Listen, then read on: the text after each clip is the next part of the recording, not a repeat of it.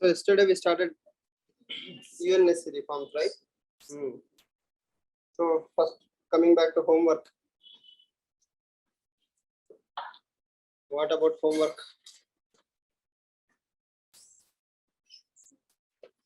CDRA, very easy. You found out? You found out what is CDRA? What is CDRA? Correlation of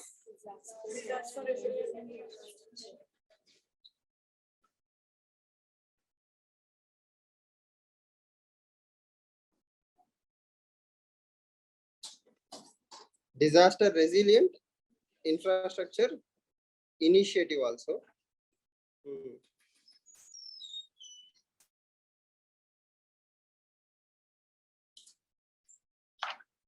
Who started CDRA? India. India started CDRA. Only India. Next. G4. Who are G4 countries?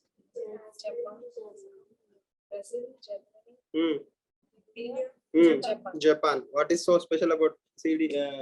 What?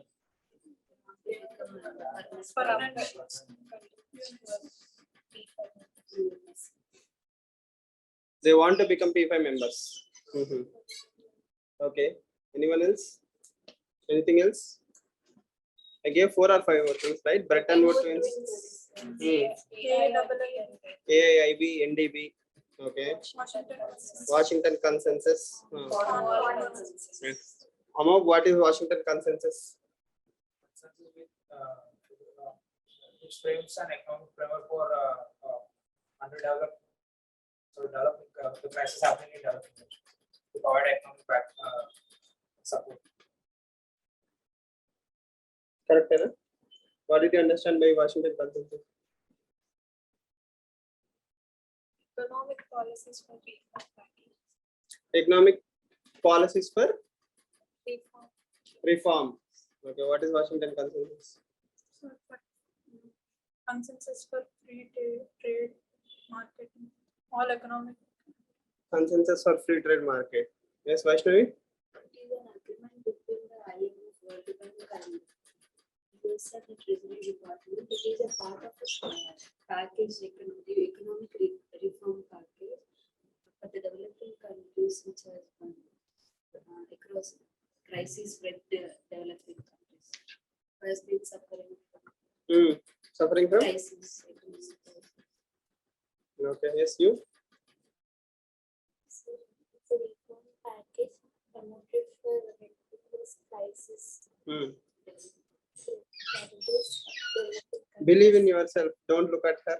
Okay. Whatever you are saying is correct. You don't need validation from her, right? So again, same. You don't need validation from her. You can confidently say whatever you are saying. See, nobody will clear UPSC with pure knowledge. Okay. Everybody will bluff. Everybody will do here and thing. Okay. You have to start adapting that attitude. That whatever I am saying, right or wrong, I will say it with confidence. That's more important. The moment you look towards her for validation, because I have seen it multiple times, you are like, cross-checking, doubting yourself. That is not a good thing. Especially in prelims, it will backfire spectacularly. Also, private ownership and state ownership. So, did we adapt Washington Consensus for India? Did they give it to India? Like, are we in that frame? No? G7. It is only for G7 countries. What is? 1989, they came up with this liberalization policies. 1991, our foreign exchange reserves have fallen badly, and we were forced to adapt to market, open market. So liberalization happened in 1991. Okay. So liberalization in India is a agenda of Washington Consensus. Yes, sir, we can say. Not just India, but they wanted to globally expand the market, integrate the markets. Okay. What is Cornwall Consensus?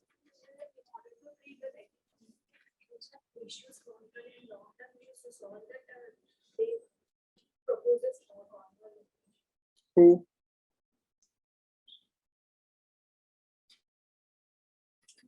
Same countries only, G7 countries.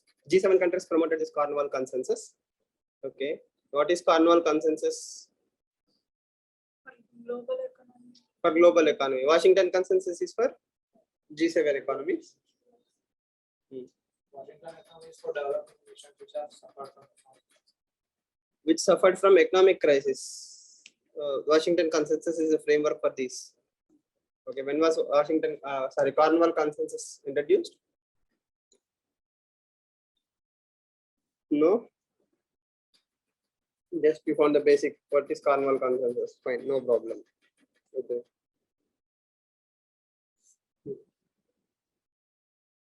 Next, ADB and AIIB, very easy, right? They are alternatives to Bretton Woods twins in a way, like World Bank specifically. Anything else? IBR, Bretton Woods twins. Okay, Bretton Woods twins, you know, IMF is for giving loans. IBRD is for giving loans.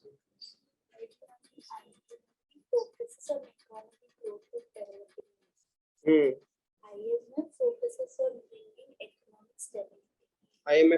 IMF focuses on economic stability. Okay.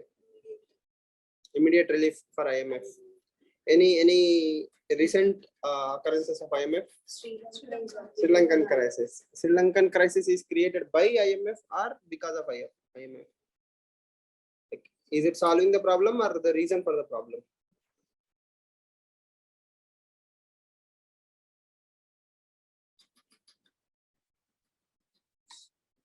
So again, as I said, IMF is one of the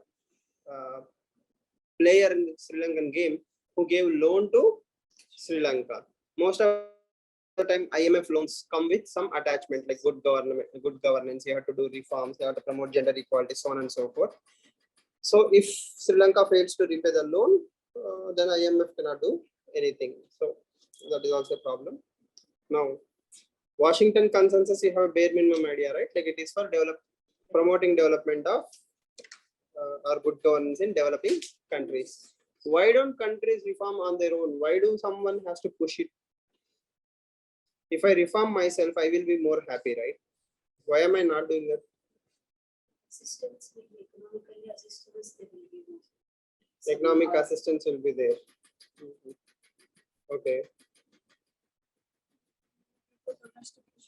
Due to domestic issues. So anyhow, we are discussing IR, normally IR classes, right? So if you have seen today's Hindu newspaper, there is an article about falling revenue, Forex, foreign exchange reserves. In the Hindu, just on the right hand side page, below the columns, there is this in the newspaper.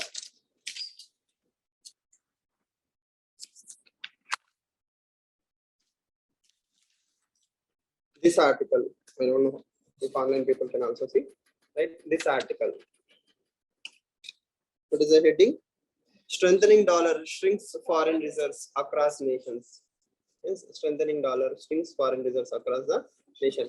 Is this article important for IR perspective? You cannot see. Why?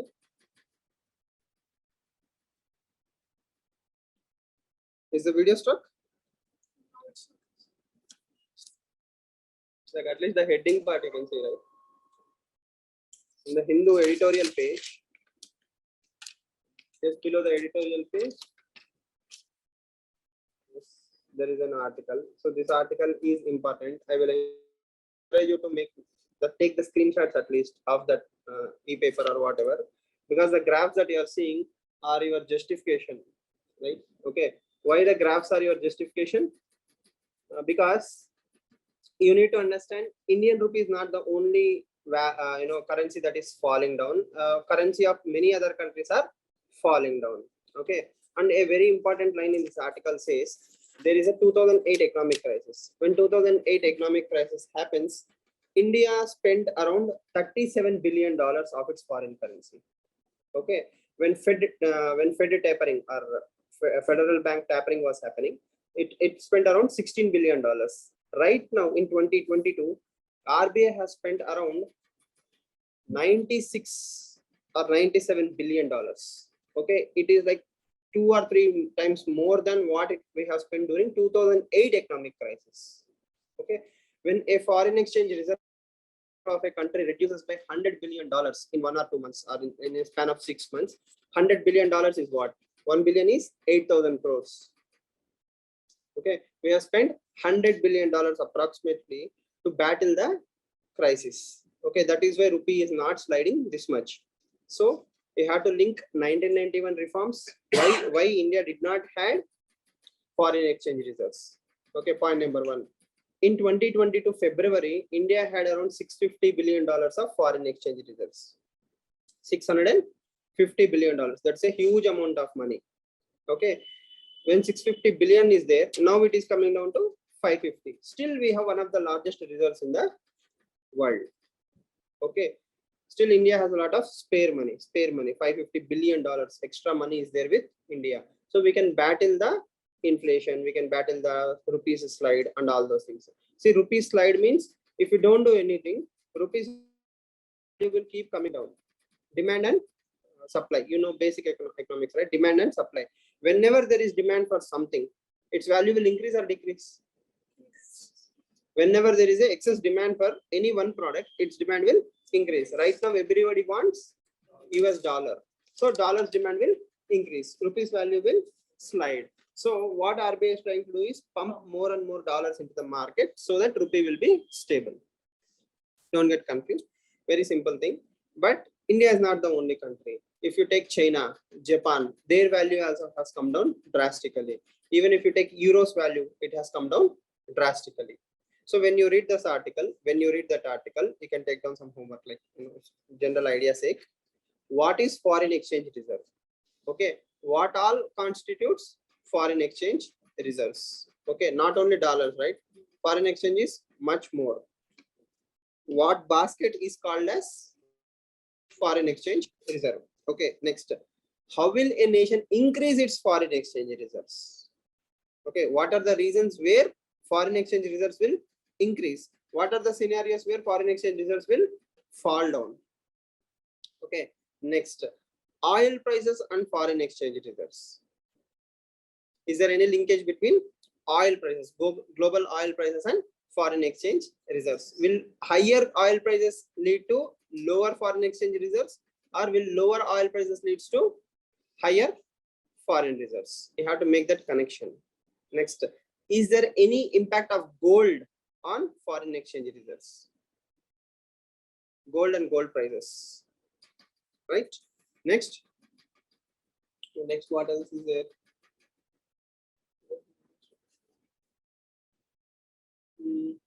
What else?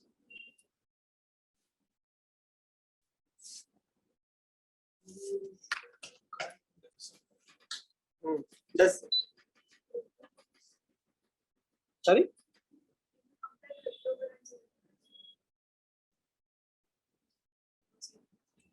Foreign exchange has nothing to do with cryptocurrencies, because cryptocurrencies are not big enough to create an impact on foreign exchange reserves, right?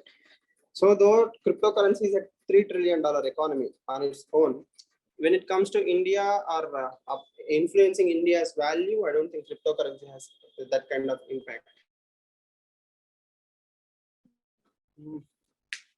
Next, what is currency swap? I mean, not tomorrow, in generally also you can find out all these things, at least whenever you are reading these topics. What is the impact of currency swap on foreign exchange reserves? Currency swap, SWAP, currency swap on forex reserves.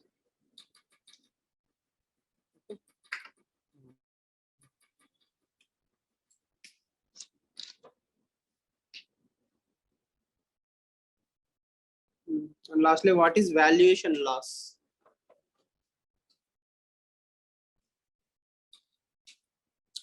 So when you are free, like normally, or when your economic classes are going, or when you're reading about that article, try to keep these questions in your brain. May not be immediately, but in the long run, these are the connections you have to make for your prelims perspective. Because let's say with Japan, we have something called as a currency swap agreement. Okay, with Japan, we have something called as currency swap agreement. With the SAARC nations, that is our neighbors, also we have currency swap. Let's say with Sri Lanka, we have a $400 million of currency swap. So when currency swap is there, okay, currency swap means you will accept my currency or I will accept your currency up to what? $400 million. With Japan, we have up to $75 billion. With Japan, we have a $75 billion currency swap. So if I buy something from Japan, I don't have to give dollars to Japan. I can give Indian rupees up to $75 billion and Japan will be okay with it. So when rupee is going out of the country, rupee is coming back into the country, no exchange is happening, right? You don't need dollars. So you're not increasing or decreasing the demand of dollars. Very simple. But when you convert something into dollars, automatically you need dollars. You have to repay them in dollars. And most countries demand repayment in dollar. Okay. So because it's almost universal currency. In the same way, that is why when we discussed China, I told you CBDC, Central Bank Digital Currency. China is trying to promote its Belt and Road Initiative so that its currency will become popular. Instead of dollar, more countries should use Chinese currency. That is the expectation of China. Okay. So as you can see in the present context, the demand for dollar is increasing. Whatever US monetary policy will do, it will affect middle income or developing nations like India. So the policy of USA is affecting India. Yes or no? The policy of USA is affecting India. Don't you think it's strange? Good thing is we are not the only people who are getting affected. Every country is being affected. It shows how globalized the world actually is in context of trade and exchanges. Okay. So what should India do?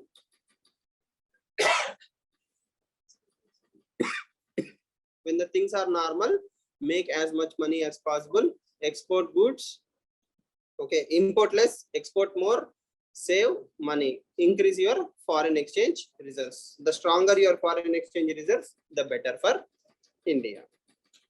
Okay. Next, in the same line, there is today's article by C. Raja Mohan, Under Beijing's Shadow. Okay, this is Indian Express article of Dr. Raja Mohan.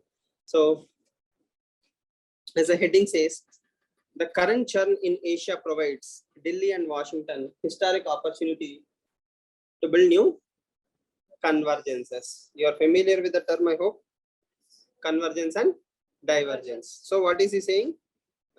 There is a change in Asia which provides India and USA opportunity to build new convergences. Okay, let's try to recollect our IR knowledge before entering into this article, right?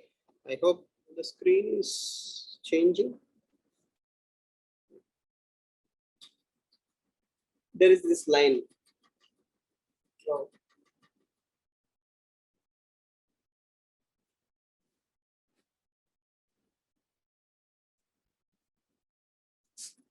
it's never easy to translate abstract convergence into concrete policies. A very powerful line, right? It's never easy to translate abstract convergences into concrete policies. Okay, convergence is there, but convergence is abstract. How can convergence be abstract? Summarized. Okay. For example, India and US are also members of Quad. So both of us are Quad members. We will suppress China or we will limit China. That is convergence. We both have one goal, that is limit China. How? If you don't have anything on the grassroots level, if it's only in your theory, like, you know, we have to work towards China, then how will China be suppressed? Yes or no? At least if you look from USA perspective, what did USA do? USA have made friendship with Japan. Okay, USA had made friendship with Australia. With Australia, it is doing something called as AUKUS. Yes or no? It is giving nuclear submarines. With Japan, it is very clear on Quad. Japan was always clear on Quad. Japan is also sending submarines, Asian Africa growth corridor. Japan is pumping money. They are doing something at the grassroots level. What is India doing? Is India doing something at the grassroots level? Okay, one more line we will see.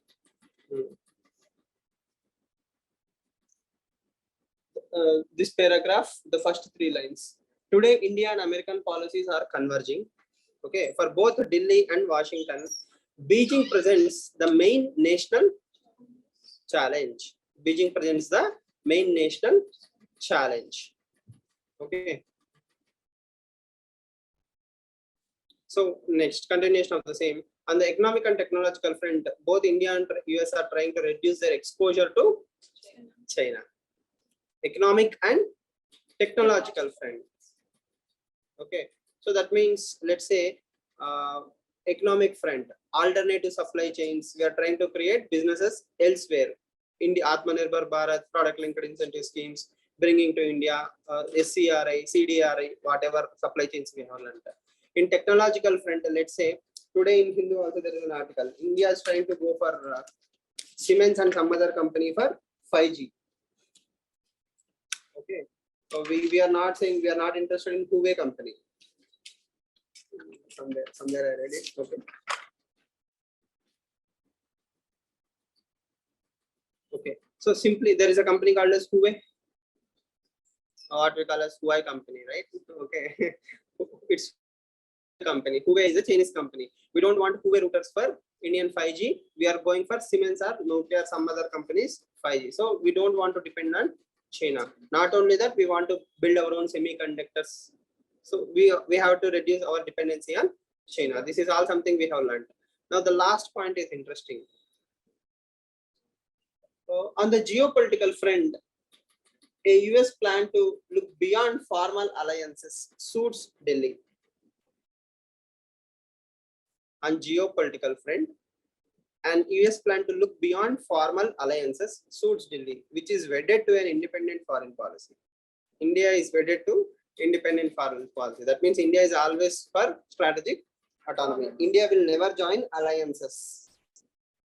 Okay, India will never join alliances. India will never join a group which will say I'm against China. India will be totally free all the time. So USA cannot push India to join a anti-China alliance.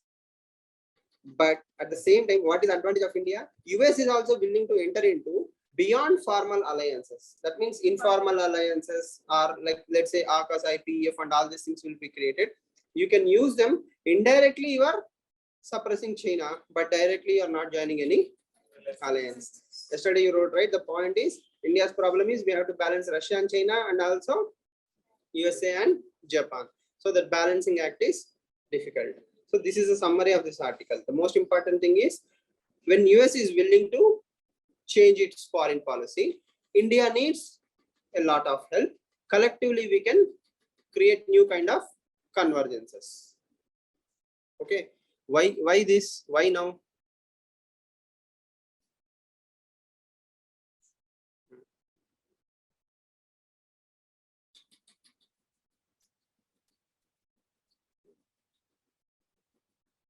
So recently in USA, a very important convention has happened related to security. In that, Joe Biden says one thing. In the quotation you can find, he names China from that line, 4th line, I guess.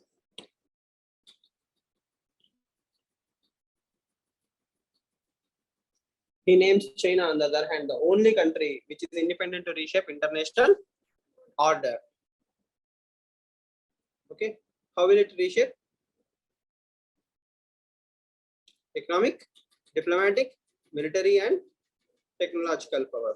So China is a superpower in the context of these things: money-wise, technology-wise, soft power-wise, diplomatic, and military. In every way, China can be the only threat. So this is USA's official statement. USA is openly saying that China is my only enemy. Russia is there, but Russia is not that a big deal. US is not bothered about Russia. Okay, whereas China has its own goal.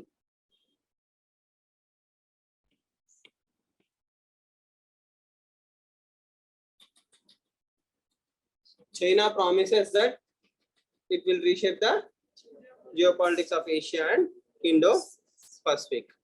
What is USA saying?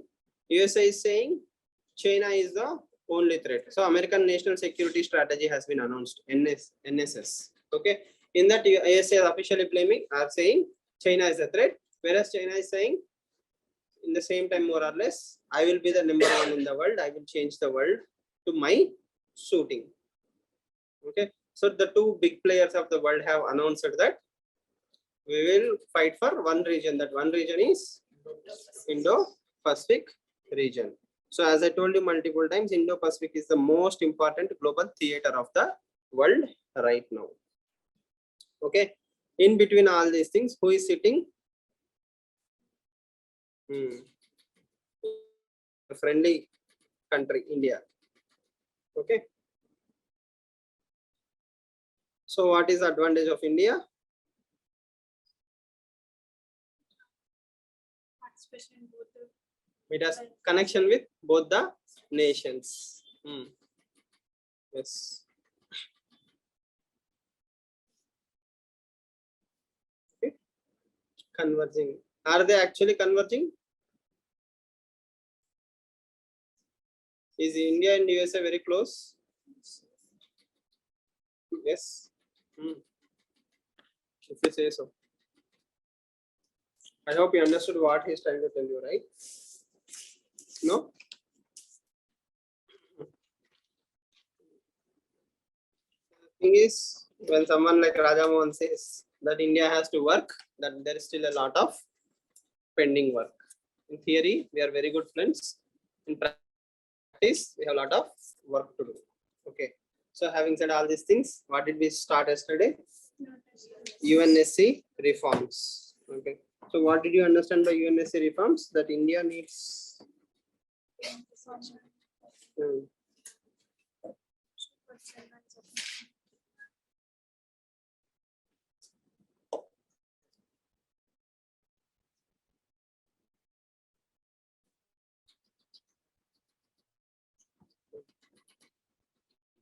Okay, now tell me, what are the qualifications of India to be a P5 member?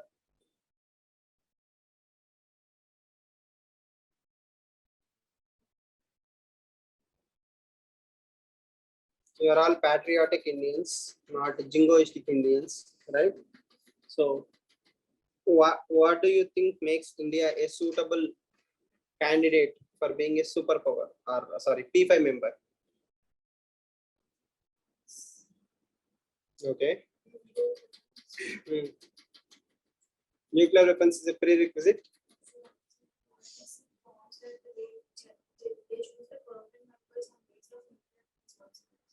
When China was made UNSC permanent membership, do you think China had nuclear weapons? You just read. China got nuclear weapons in 1964. All this economic, India is the only country, along with Japan, who believes in dialogue rather than just confrontation with who did wrong or right. Proper UPSC answer. Okay. It would be beneficial if those countries were there in that at least resolve rather than aggravating the situation at least. I will give a simple scenario, just example. Okay, Russia and US are fighting in Ukraine. Okay, if India says please stop fighting, USA at least we said. Okay. USA is sending all support to. So US's defense is human rights, right?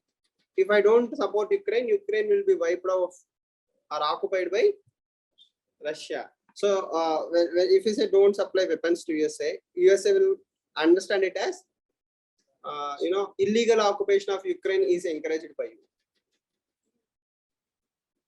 In the first place, war occurred because of the USA policies of NATO. According to what it is not expansionary in nature, but wantedly victim of circumstances. NATO was forced to expand because of Russia's threat. It's like, there is a snake or there is a forest fire. I'm trying to move the goalpost and the forest fire starts spreading more and more. So I also have to change the goalpost. The more powerful Russia became, or more powerful the Russian threats were, more I was protecting. See, even if you see Russia's statements nowadays, what does Russia say? Nuclear weapon, nothing between. It is not talking about hypersonic, supersonic. It will directly say one thing: nuclear weapon. Simple. So even today, Russia is threatening with a global catastrophe. If you observe the keywords, okay, and the Russian chief who was appointed as an army chief recently, he was called as what Armageddon, Major Armageddon something. That means he is like ready for the final war, nuclear war. So Russia is not bluffing, right? Write down.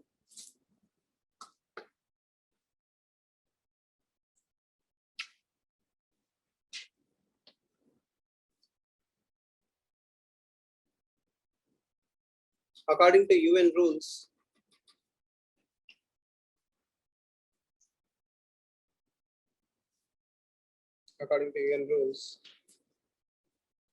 there are 10 non-permanent. There are 10 non-permanent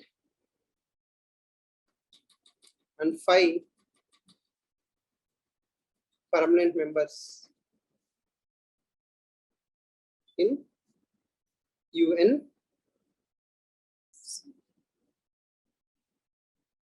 UNSC.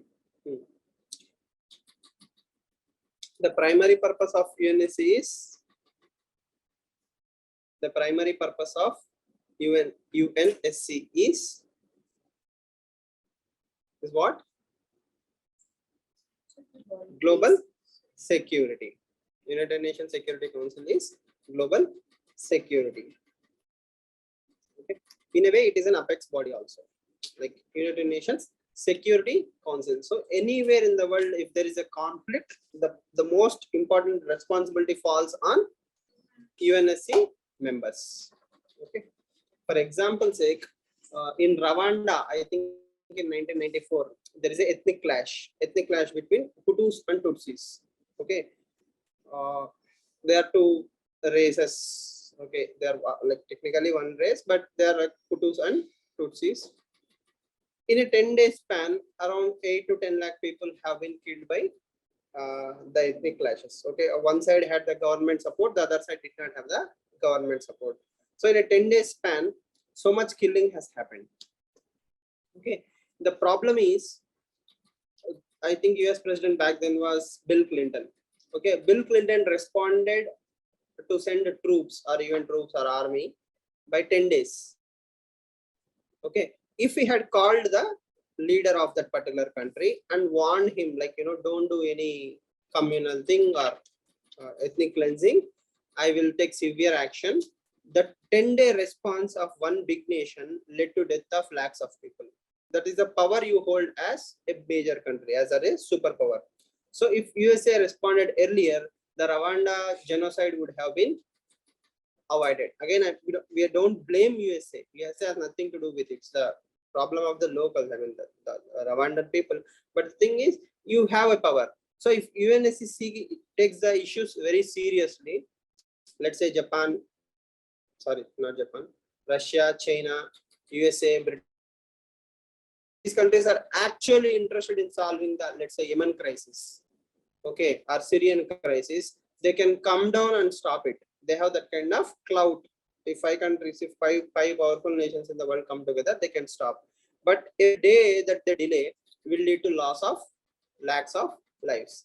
For example, if you take Yemen, the World Health Organization and Food and Agriculture Organization, FAO, World Food Program, all these things warn that around 60 lakh Yemeni children will die of starvation if you don't provide food or if you don't stop the war. Okay. In spite of all these things, from ages on, Yemeni's civil war is happening. It's a proxy war, as I told you, between Saudi Arabia and Iran, backed by USA and Russia. So it's a multi-layer war. Same is case with Syria. Okay. So if you are a UNSC member, you have that responsibility. You also have the capability to stop the civil wars or conflicts. But unfortunately, they are not taking their job seriously. So that is the power of UNSC, Security Council. Okay, please remember that.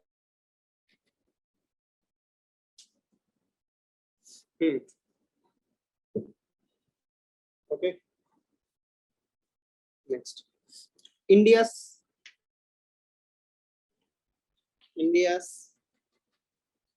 qualifications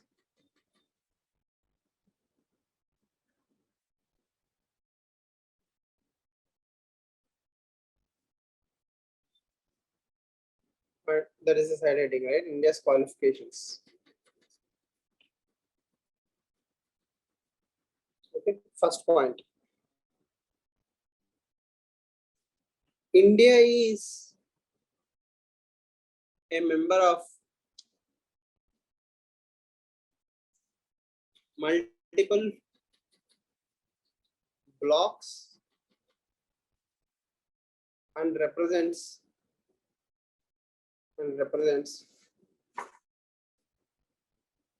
wide range of interests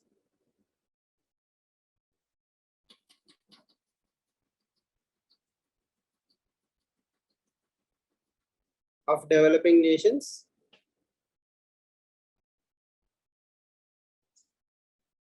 and also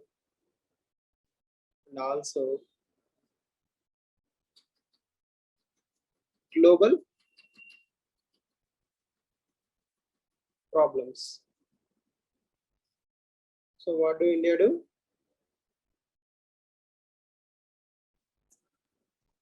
India represents a wide number of blocks. What are the blocks that India represents? We technically represent global south, global north. Okay, we have voice with the least developed countries. Like for example, in Africa, we have a voice. We can talk to America. We can talk to G7 countries. We talk to G77 countries. We talk to Gulf countries. We talk to South Asian countries. Probably India is one of those few countries which can talk with any grouping. If you go to Latin America, does India have a discussion there? Yes. North America, I mean North American continent. Yes. Canada, Mexico, USA. Yes. If you come to Europe, European Union, India, yes. Eurasian countries, yes. Central Asia, yes. African nations, yes. West African nations, yes. Southeast Asian nations, yes. Australia, yes. Small islands, yes. Like literally, India is very well connected with almost all the regions. Literally, like from left to right, the world map, or right to left, the world map. India can talk. Not only that, we are also working on, or we are pioneering some things like green energy, climate change issues, vaccinations, terrorism, cyber security. So India is a global leader in talking about global problems. We also talk about economy, World Trade Organization reforms. Yes, and we are against alliances, right? Then we promote Vasudhaiva Kutumbakam. No? Yeah. Next. India shares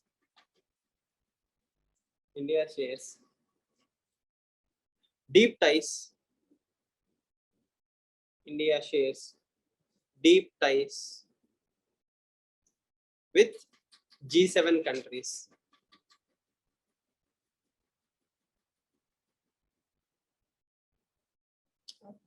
Technically, most G7 countries, but India shares deep ties with G7 countries. And also, voices interests of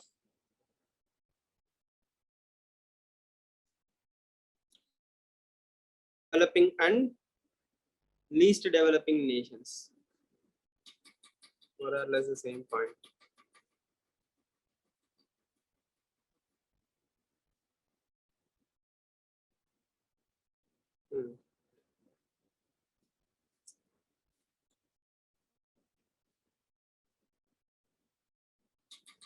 Yes. India is also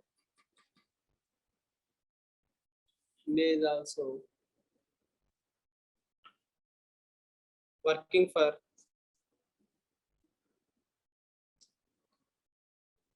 make for the world.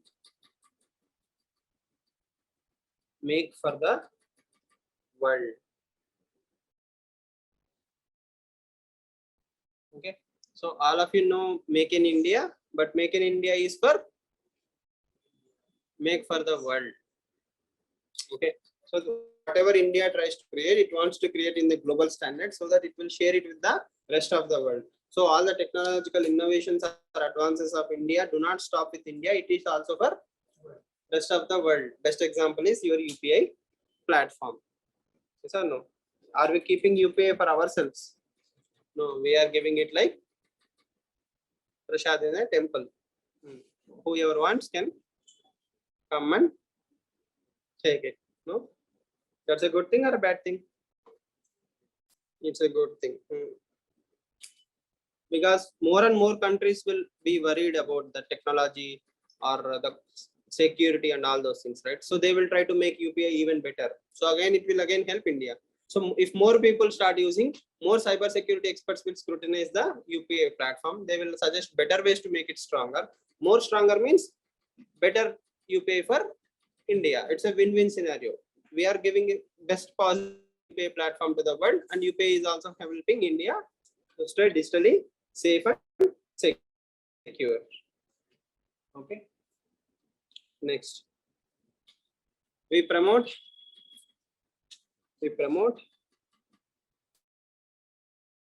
equitable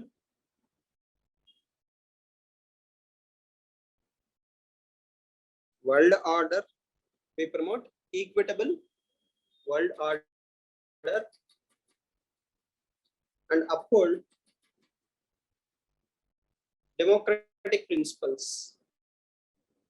And uphold democratic principles.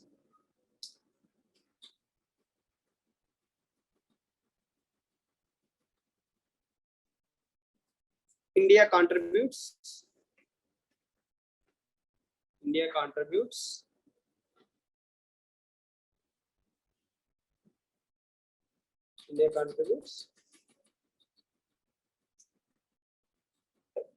highest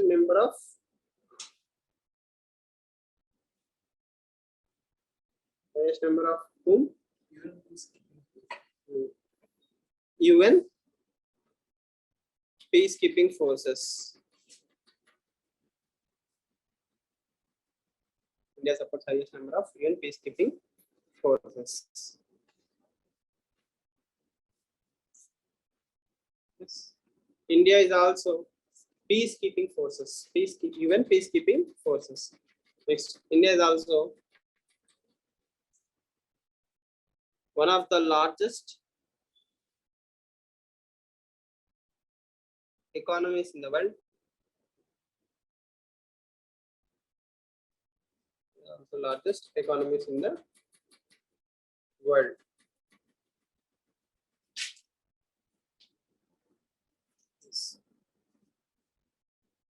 India promotes. Next point. We are the largest economy in the world. What else do we need? Like, economy means more influence by default. Next point. India promotes globalism. India promotes globalism and fights for equitable access of resources. In the brackets, you can write Vasudhaiva Kutumbakam plus vaccines. Vasudhaiva Kutumbakam plus vaccines.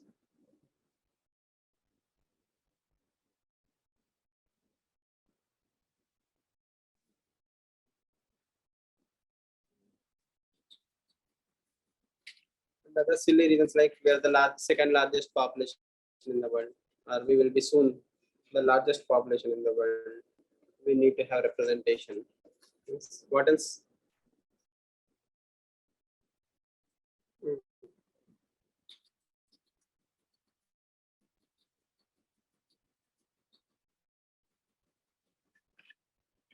What are the other reasons?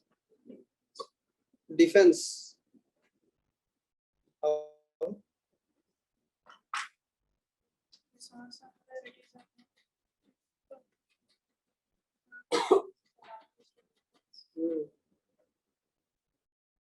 Fifth largest.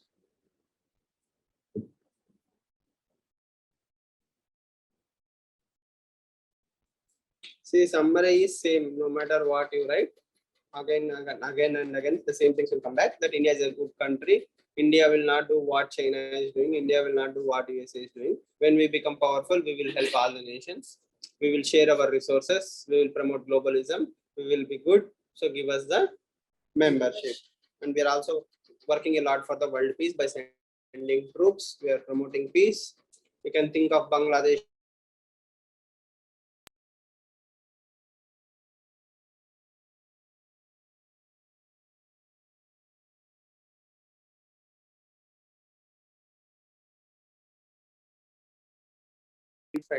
Now, why UNSA membership?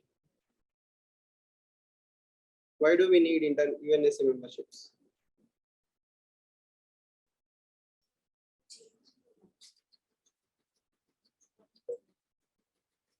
What is it for India? What is in it for India? Why do you see? Okay, till now we have justified why India should be a UNSA member. And if you look at the world, probably very few countries in the world can say the sphere of influence. The very first point itself is an asset for India, that everybody believes India is a good country. So if I'm a small African nation, I may not have the same influence. So India's membership is justified. As I said, if any country deserves to be in the P5 membership, the first country will be India. Anyway, if you take Japan and India also, Japan do not have the population or the resources. India have both. Okay, Japan may not claim itself to be a $10 trillion economy by 2030. India will become a $10 trillion economy by 2030. So in all future cases also, India is the most eligible UNSC member. But why do India need a UNSC membership? First point is automatically write down why membership.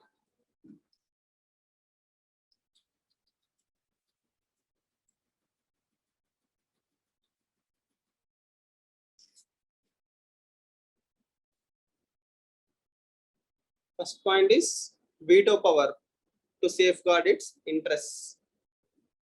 Veto power to safeguard its interests. This is a really wild case scenario, but think about it. Veto power to safeguard its interests. Okay. Imagine a scenario. Again, we should not say this out loud, but think about it. Tomorrow, if I attack POK, Pak occupied Kashmir, just like Russia is doing in Ukraine, I will just directly go into POK with my army. I will start taking back my own territory. Then if some resolution comes in UNSC, what will I do? I will veto it. I am getting back my land. Yes, at the same time, nobody can do anything about it.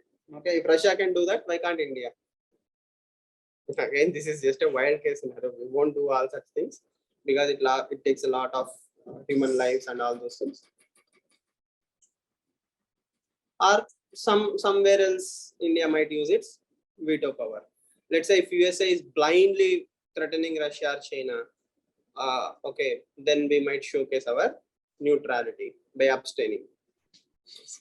Next.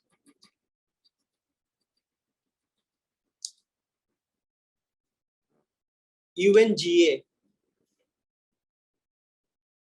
UNGA. What is UNGA?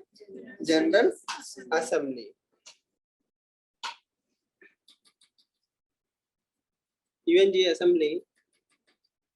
The votes can be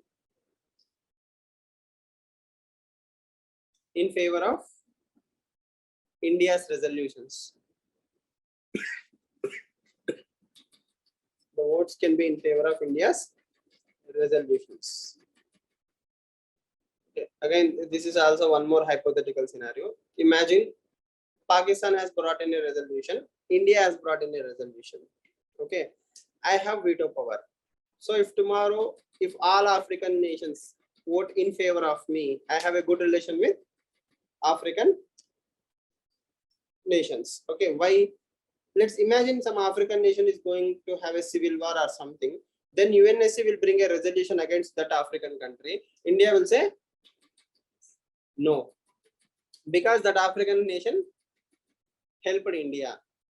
You are assuming the concept, right? Like even in UNSC, a resolution is brought against a small African nation, but India said no, and it will collapse.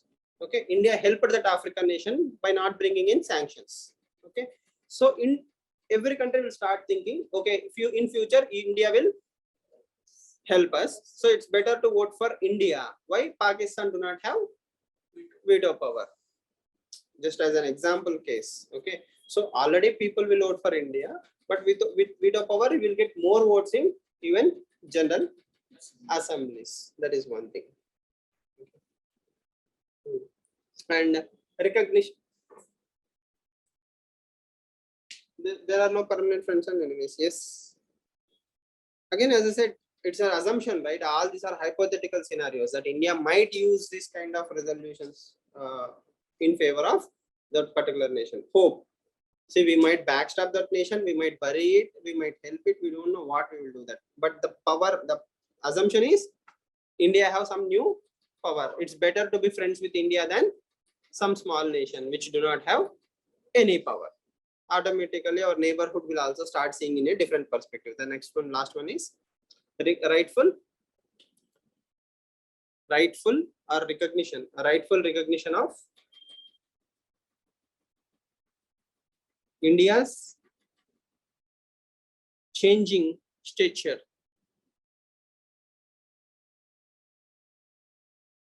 India is no longer that country which is begging. India is a powerful nation and it has been rightly recognized. So Sri Lanka will also start seeing in India in a new light, right? Like India also have veto power. China also have a veto power. So India is not very different from China. At least that perception can be created by India. Okay, next. Challenges and issues.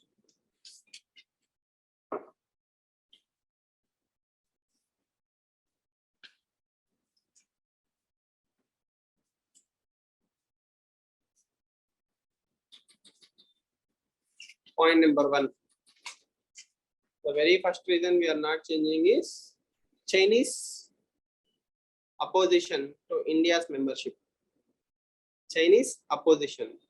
The first and most important point is Chinese opposition. Okay. All of you know this point, right? China do not want India to be a P5 member.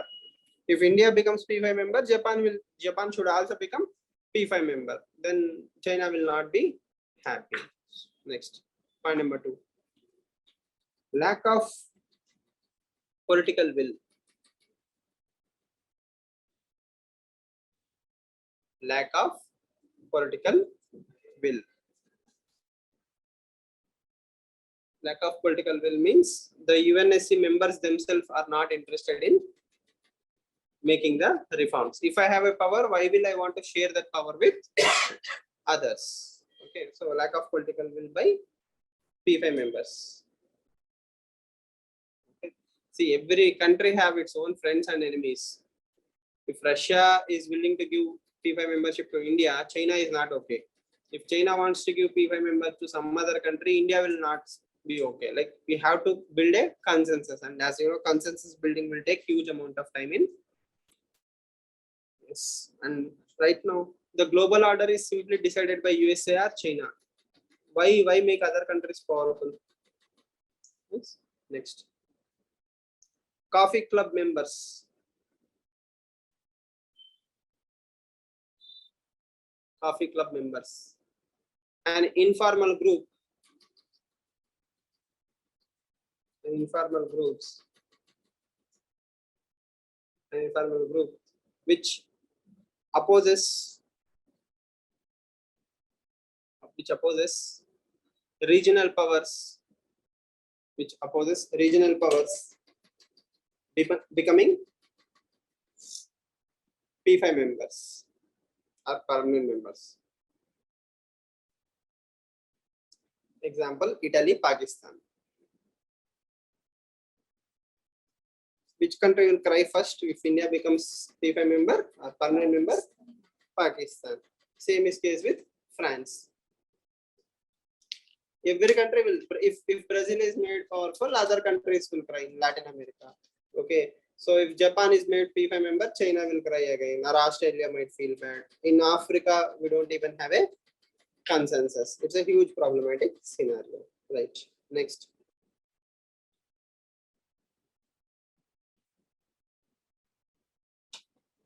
India's last point, India's growth projections. India's growth projections. Okay. What do I mean by that? Like, for example, India, if it becomes a P5 member, it will come with new obligations. Let's say in Somalia or Sudan, something happened. Right now, we are not giving any money, or we are not helping them with UN troops or resources or something. In our own neighborhood only, sometimes we give, sometimes we may not give, because nobody cares. India is a normal country. If India has the capacity, if India is willing, it will help. If it does not have the capacity, it won't. But once you become a permanent member of UNSC, there is an obligation on you to protect the global security. Any conflict is your problem. Right now, only our neighborhood problems are Indian problems. Then the world problems will become Indian problems. So we have to have more money, more resources. So if India growth is like up and down, on a constant basis, if it is going, you are becoming a $10 trillion economy, you can justify. But if your growth projections come down, then how will you support all these things? So that becomes a hurdle. Okay. Or suddenly if Indian economy stops growing, then our support will also start coming down. Okay. So way forward.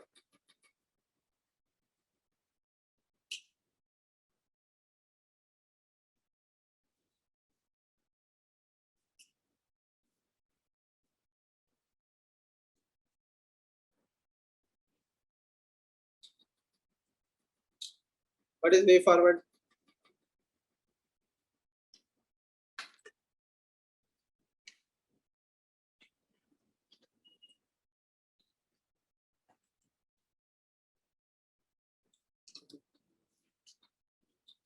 One line, one word actually, 2 words. What is way forward?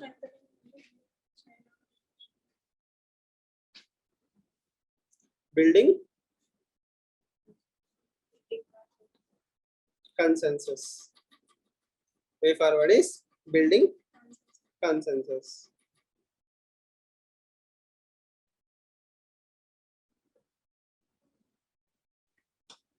Building consensus means we have to justify everybody. We have to agree with China. We have to talk with Coffee Club member.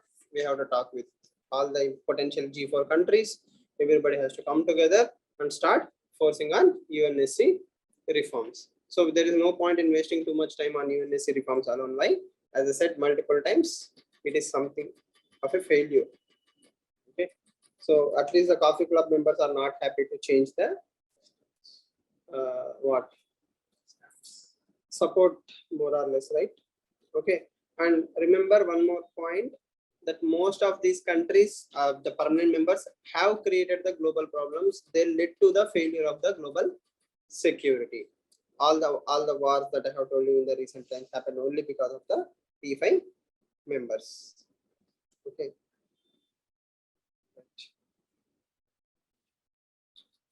Overall, is UN a failure?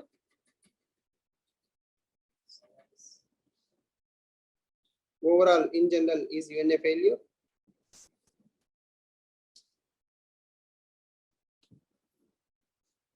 United Nations is a failure. Forget UNSC. I'm asking about overall UN.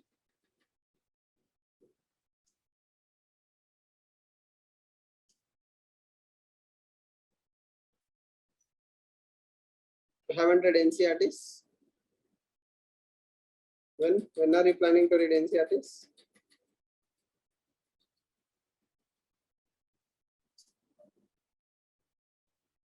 Soon? When?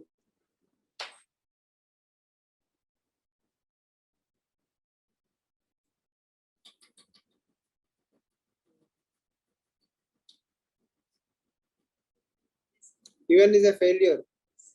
Pakka. It has a Western interest on, sir. It only represents Western? countries' interest on.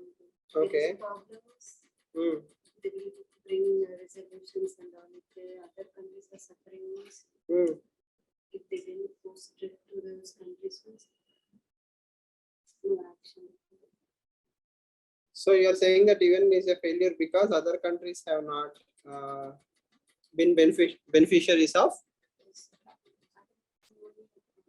WTO or vaccination, so much delay regarding all those issues, so that wheat exports. Hmm. Okay. What about others?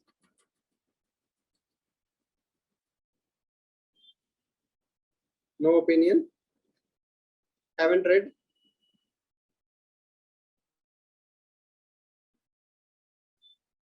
We cannot call it a failure directly, sir. It has it's a mix of both. Hmm. It is only because of UN that at least we are at least the conclusion and I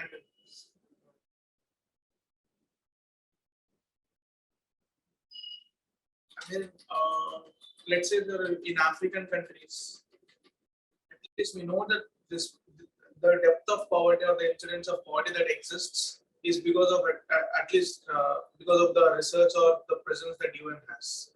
Or I mean, there are multiple crises that happened since the UN have come. Hmm. So UN has been the first responder Hmm. at least in letter. We Hmm. can say that. Hmm. If there was no UN, probably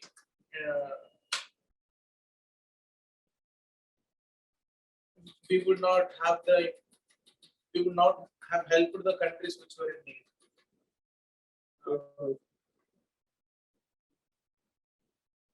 If it is not for UN, we wouldn't have helped the African nations. I mean, there wouldn't have been a consensus at least. Mm-hmm. Okay. Nowadays it seems to be a failure, but the global crisis how when the global wars have been rising nowadays. So that in that scenario, UN is in favor.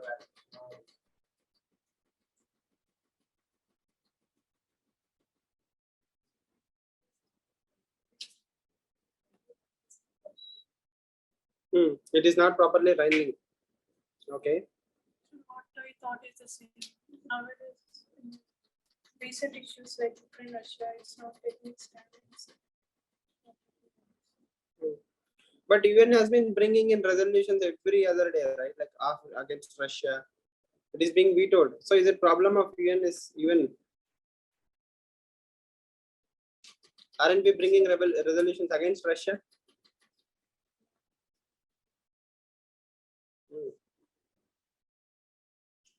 Okay. So if you see this chart, these are the current affairs of the recent times, right? Let's say on 1st October,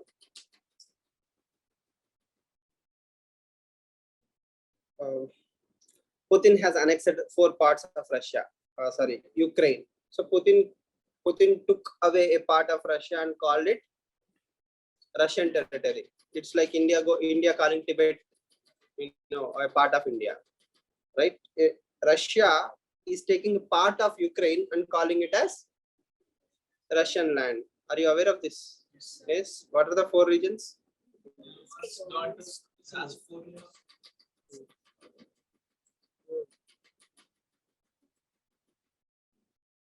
4 are there? 5? 4 only. Okay. Next, if you see on the 1st of October again, India abstains UN vote over proclaimed Russian annexation. That means on the very day there is a resolution against Russia in UN. Okay. Next, on 7th, India abstains on Sri Lankan vote. Next, India votes again. India abstains again from China. Yes. Then again on 9th, you will see India backs resolution against Afghanistan and votes for Ethiopia, right? Then again, World Health Organization alerts India over medicines in Gambia. Now, if I remove a body called as UN, what do we have on the screen?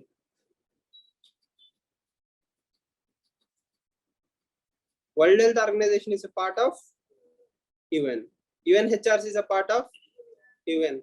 See, we may not solve the problem. At least we are discussing the problem because of that global forum. Now imagine if UN is defunct, like totally a failure, like WTO, then what happens? Everybody will form a regional grouping. NATO versus SCO or NATO versus some other grouping will be the discussion. So no, it won't be like a common global platform. So definitely UN is creating that atmosphere. But at the same time, we have reached a moral plateau. Moral plateau means before 1945, we were not even discussing all these things. After 1945, we are discussing these things. So should we be happy that we are discussing, or should we cry that nothing is happening? See, her argument is UN is a failure. I am saying at least we are discussing but zero. Failure is zero. End result is nothing is happening at the grassroots level, right? Nothing is happening at zero. And if you observe the resolutions that are passed are against small countries, as I said, Afghanistan, Ethiopia, who have no friends. Yes or no? Show me one resolution which is passed against a big country. Russia, USA, India, even Sri Lanka, we are abstaining. Yes, the resolution was passed against Sri Lanka, but the big countries indirectly supported Sri Lanka. We abstained by not voting against Sri Lanka, right? So the summary is UN is working for the powerless. US is not working for powerful, but the powerfuls are the actual reason why there are global problems. So if you don't reform UN, then it doesn't matter if UN is there, yes or no. Okay. The purpose is to solve the world peace. To promote the world peace, but exactly opposite is happening. And you can see the small countries also, right? Whenever you see UN, big country means abstain, voted against, it didn't work. Yes, we could not punish China for violation of Uyghur Muslims. If you open YouTube right now and type Uyghur Muslim documentary, there are so many documentaries, even TED Talks, which clearly shows buildings, like kilometers and kilometers of buildings have been photographed by both people at ground level and from satellites, showing that camps have been created by China to train Muslims, to train them in Chinese way. Their human rights have been violated. They were arrested, thrown in jails, camps. Okay, just like huge military camps have been created. There is a documented proof that China is doing all these things to Uyghur Muslims. In spite of all these things, the world could not punish China. Yes or no? The world could not bring USA to accountability. And her point, which is like it is West dominated, it is 100% valid, right? Imagine USA in place of Russia. USA bombing Libya, Somalia, Sudan, or some country. Do you think same number of discussions or resolutions would have happened? Why? The media is dominated by the West, UN is dominated by the West. No resolutions would have been brought against USA. Even if they were brought, obviously you know what is the outcome. Veto. Veto by 3 countries. France, UK, and USA. Russia and China will bring, these 3 countries will say no, resolutions will collapse. So we don't need a world where both USA and Russia do not have moral authority. Both of them are no saints, right? Like both of them have done wrong things. But at least because of UN bodies, we still have some hope that we can bring the problems of the world through discussion. Okay. Yes. What are the 2 reasons that are occupied by Russia? First, in Ukraine.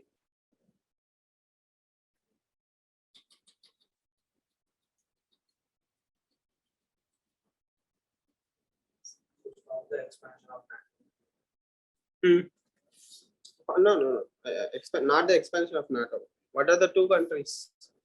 I mean, two regions that are occupied by Russia. Crimea 2014, right? Hmm. Luhansk and Donetsk. So what is Ukraine trying to do? Russia is trying to create a buffer within buffer. Sorry.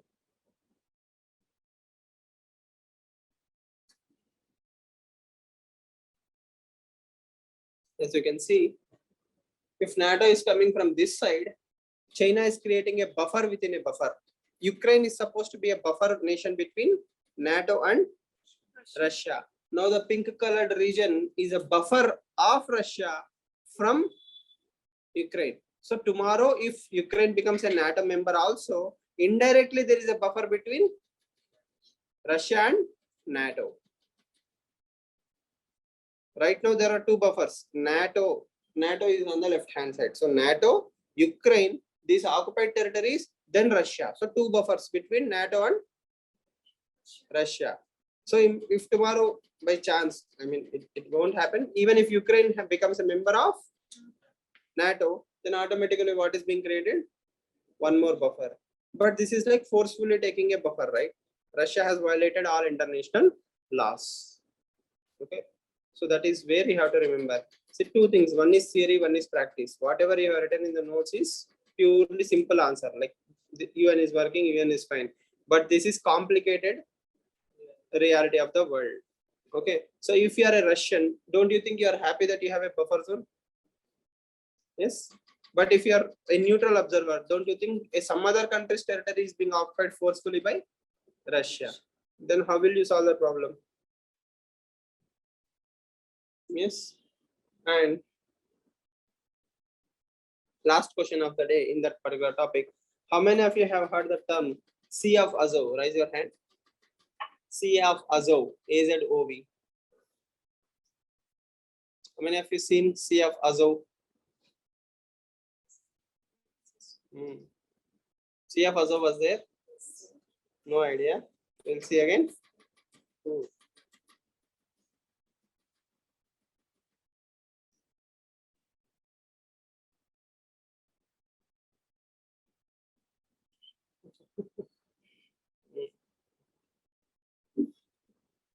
Where is Sea of Azov? Where is Crimea? Why is Crimea in the news? Now in the news. Sports has been started from the table. Sports from that region started recently. Ukraine blocked the access to the important Crimean territory. Yes. So Russia is very angry against USA.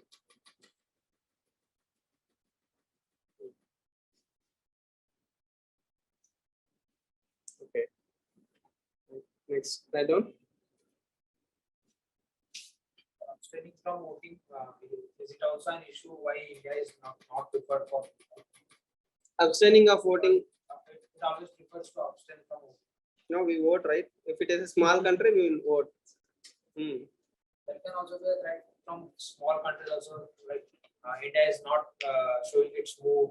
Abstain is in your favor. See, if I abstain from you, I actually supported you. You are Sri Lanka, you have committed human rights crimes, everybody wants to punish you. Then I said, yes, punish him. Then I'm your enemy. I'm saying, I'm not going to say anything. That means you know that I don't want you to be punished, but these people are ganged up against you. When given chance to show your support. No, I am showing my support, right? It is not giving that India's value will be loser. In international relations, not saying anything means indirectly supporting you. I don't want you to be punished, but it's not totally in my hands. Let's imagine 4 people are against you. I am the only one who is not against you. Okay, I will abstain. If I vote in favor also, you will be punished. Anyhow, 4 versus 1.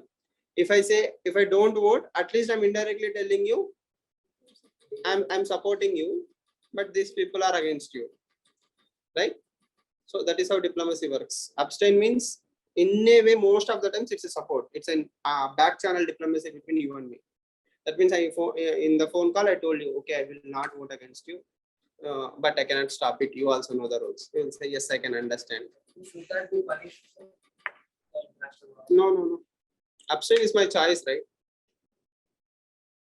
When everyone abstained, then what is this? In the bill collapses, you won. There is no value for the resolution. That is what abstain means. Let's say these two people want to punish you. These two people want to support you. They voted no. These two people voted yes. Then if I abstain, then that is a problematic scenario. But at that time, if I say yes,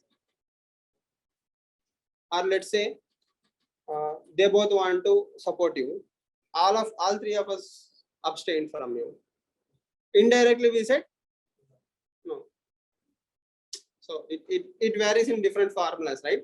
But again, it is the dialogue between you and me, you and her, like you and her, like every country with you, Sri Lanka and China, Sri Lanka and Pakistan, Sri Lanka and Bhutan, Sri Lanka and me, Sri Lanka and someone else, right? So most India abstaining in Russia, will it affected India and US relations? definitely it has some impact on India and US relations, but USA also knows that India is dependent on Russia. So that is why India is abstaining from punishing Russia.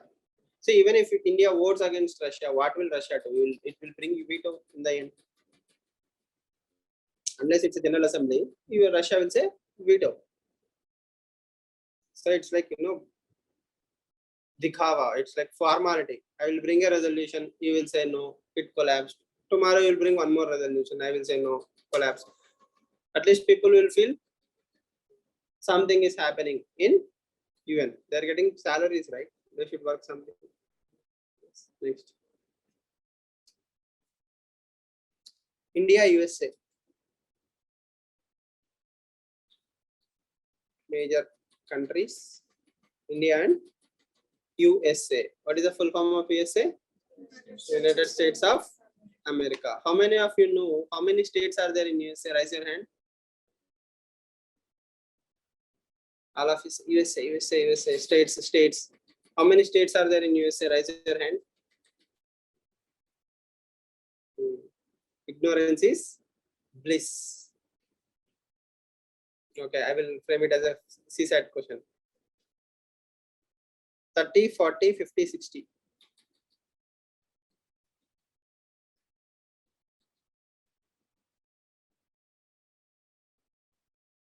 30, 40, 50, 60. Progressive, ABCD.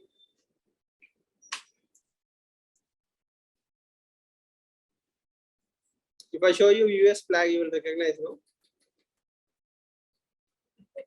Hollywood movies? No? Observe there. It has some stars, red color. Red color చంద్రుడు ఉంటాడు కాదా? Red colour చంద్రుడు ఉండేది ఏ map?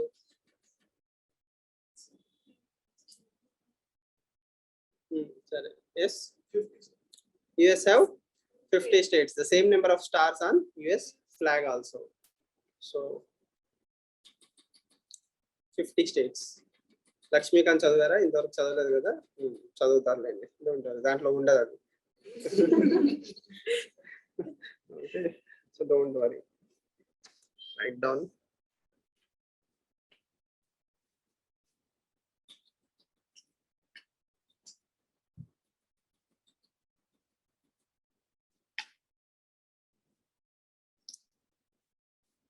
India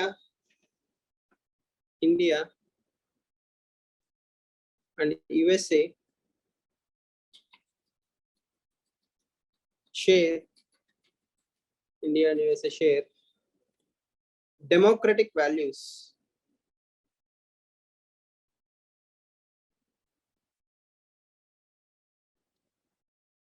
Largest and oldest respectively. Largest and oldest, respectively.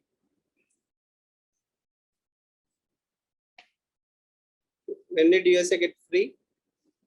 1947. No? Any idea?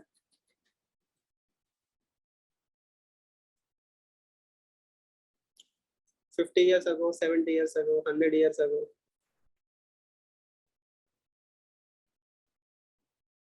$150 years ago?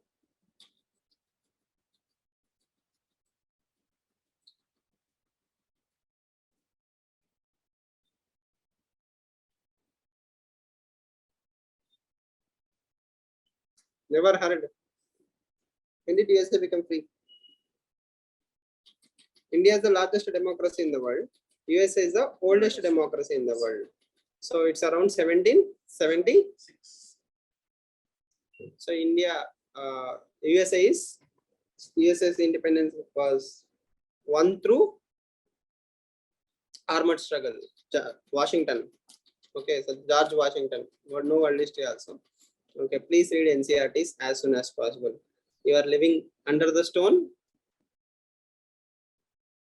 covered by some more stones. Okay, so please come out of stones, and from the stone, start reading NCERTs. Hardly 200 pages, 300 pages, right? If you read NCERTs, quality NCERTs also, it will bring you a lot of clarity in what is happening in the world. So USA is one of the largest oldest democracies in the world. 230 years around, more than 220 years, right? 225 years.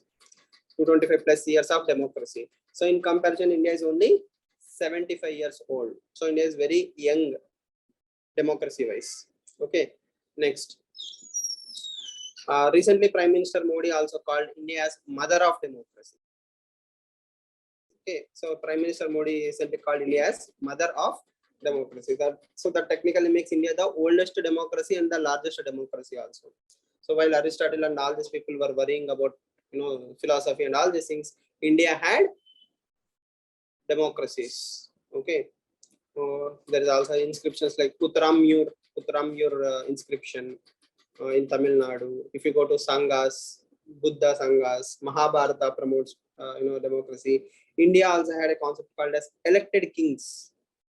Nowhere in the world you find the concept of elected kings. Yes or no? King means hereditary, hierarchy, like hereditary, right? Ascribed status. King's daughter or son will become the next ruler, so on and so forth. But in India, we had the concept of elected kings. So that's a new concept. And even if you go to Ardhashastra by Chanakya, there also he says the happiness of the king lies the happiness of the people. So India always had the democratic values. We may not have continued like USA is continuing it from 1776 to present. India may have breaks like Buddha Sanghas, democracy. Then rulers. We may not have continued it, but we always had the philosophy of democracy. Okay, and if you go to Tamil Nadu, the famous story, the story of Elanan. Elanan is a king, the Dharmaganta.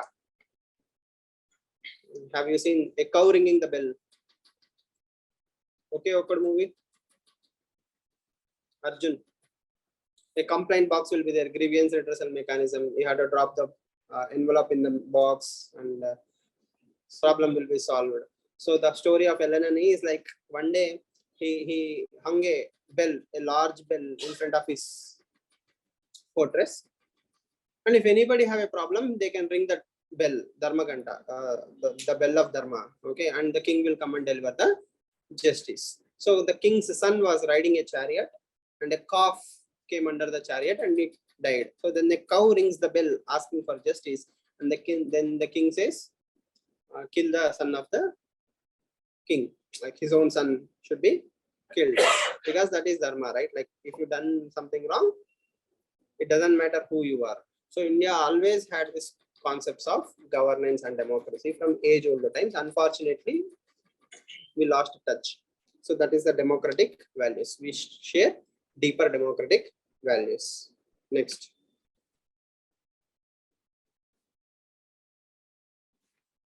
India-US relations.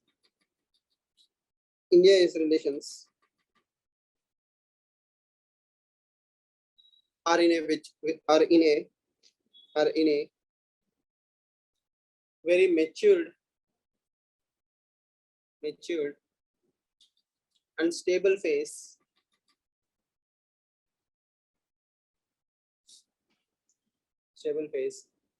which evolved into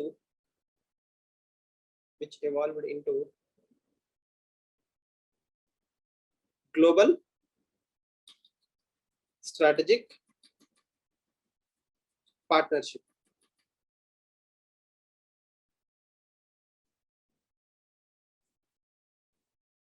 Global strategic partnership. Next. The relationship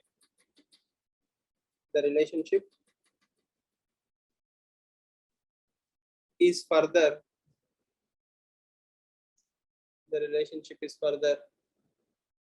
strengthened by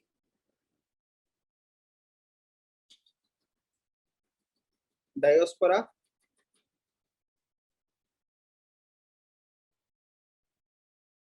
business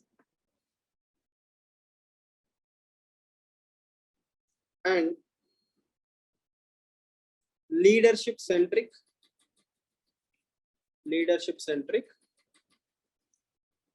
diplomacy.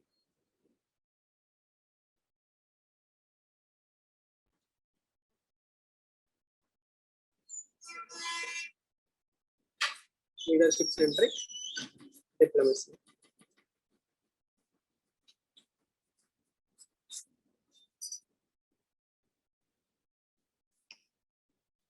Thanks. So what is the last line you have written? Leadership centric. What is leadership centric means?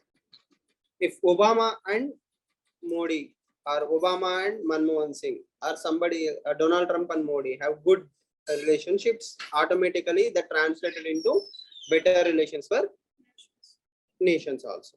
Like our, let's say Bill Clinton came to India, and people to people diaspora is a very powerful tool, right? Like everybody, if, there is a joke, if you throw a stone in NASA canteen, it will land on a Telugu guy. Okay, so there are so many Indians in USA. Diaspora is a very strong connect. Probably no other nation had so many Indians as in USA. So diaspora is an asset. So imagine Prime Minister Modi going to USA to do a political rally. Howdy Modi.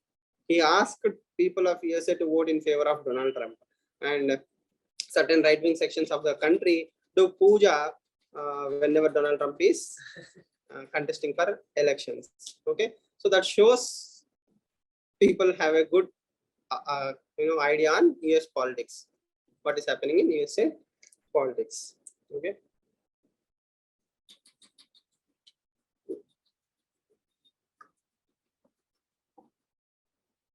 So we'll take a break for 5 minutes.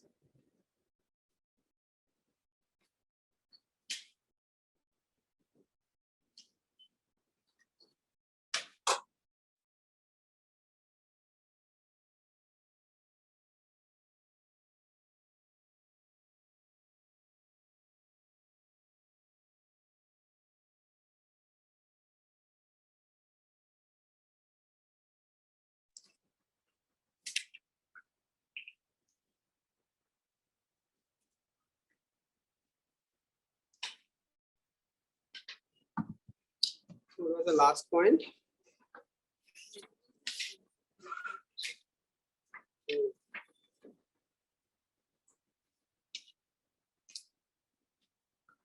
The relations, the next point, the relations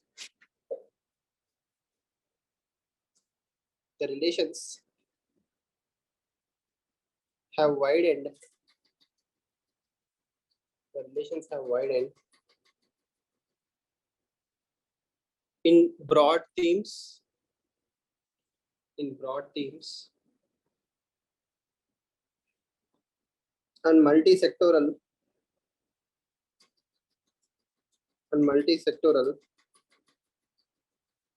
interests. What does that line means? Sectors like technology. Broad sector and multi-sectoral interests. Broad sectors means from health to education, everything, science, technology, defense, everywhere we are working. Clean energy, climate change, net zero, UNSC, everywhere India and USA are more or less are on same page. Okay, that is the important things. Next point. Prime Minister Modi or PM Modi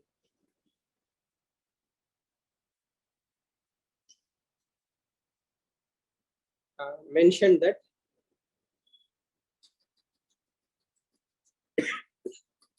in the brackets, in the quotation marks, relations between India and US, relations between India and US aren't just between two governments, but are people centric and people driven. People driven.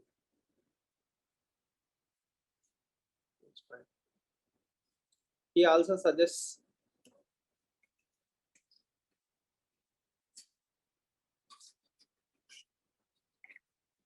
to,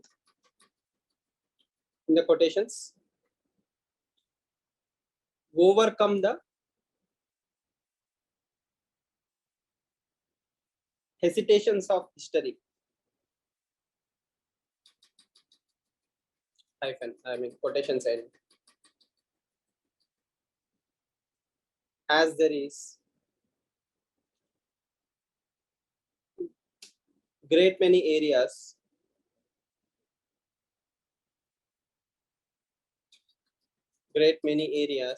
for convergence. For convergence. Okay. So what is hesitations of history?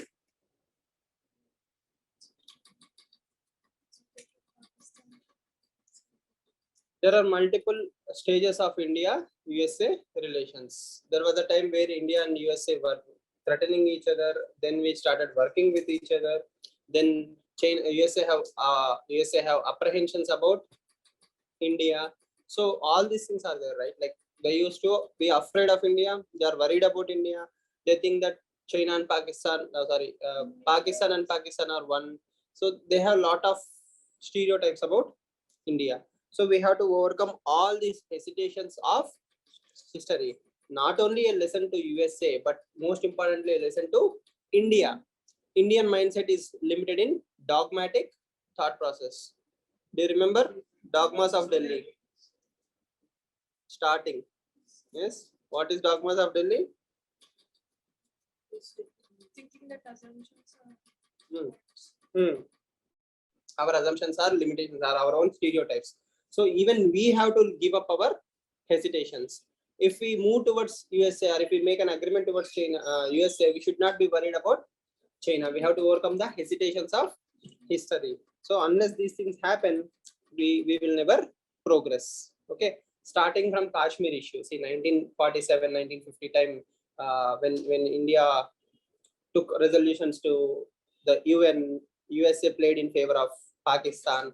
USA always supported Pakistan till 2008. Pakistan was supported by USA blindly, right? More or less.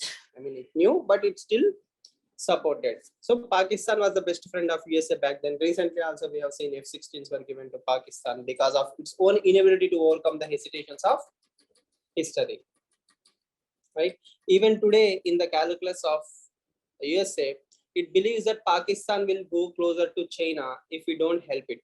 So that is why USA wants to help Pakistan. Like this, everybody have their own hesitations of histories. Okay. But at the same time, we should not forget that USA also helped India. PL 480. What is PL 480?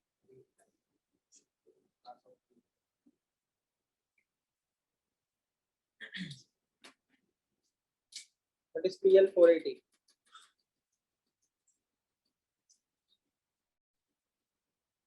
So soon after independence, we were begging for food grains, right? So USA sent ships of food grains to India. So So the famous line, ship to mouth. Ship to mouth means imports came and you are eating. If no imports, you are not able to eat.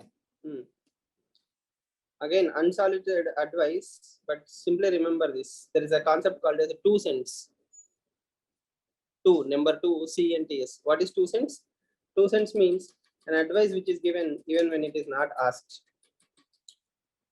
Okay, or having an opinion, unsolicited opinion is that 2 cents means my opinion on that particular topic. Irrespective of whatever paper you are reading, like whatever subject you are reading, okay, you need to understand the game that you are playing. The game that you are playing is called as UPSC. Yes. So in UPSC, what are the most important things? The first and most important thing is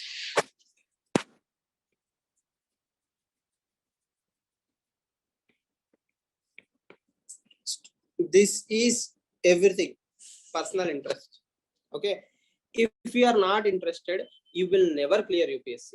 Even by accident also you won't clear UPSC. That's like 1 in a billion chance also that will not fall upon you. It's like 1 in a 10 billion or more than that. So we don't have that kind of population also. So if somebody writes UPSC just like that blindly, he will never clear UPSC. So as my favorite line goes, failure is a default setting. Okay, that means if a new TV comes, it will be coming to your home with switch off, right? Like it will be off. So you have to on it. Okay. In the same way, in UPSC, failure is by default. You will fail. It's bound to happen. Okay. The struggle is to change this default setting into success. Okay. Right. The problem is convert to the default into success. And to do this, you need what? Personal interest. That means, let's say classes are 6 hours. You still have, let's say, 6 more hours to read in the day.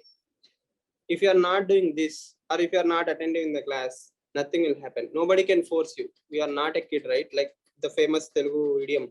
You can bring the hearts to the pond, but you cannot make it drink. Okay. So everything boils down to this particular thing, personal interest. And the second most important thing is being curious. Okay, you have to be curious about things. Okay, forget UPSC, forget marks. This is not your college exam, right? There are so many dots. The most important thing you need to do is develop that curiosity. Ask that question, why? If you are not asking whys more frequently, you will never clear UPSC. Second thing, the moment you make it like any normal exam, again, I'm not lifting it to greater than life, but this is not a normal exam. Why? For 1.5 years, you will have to prepare.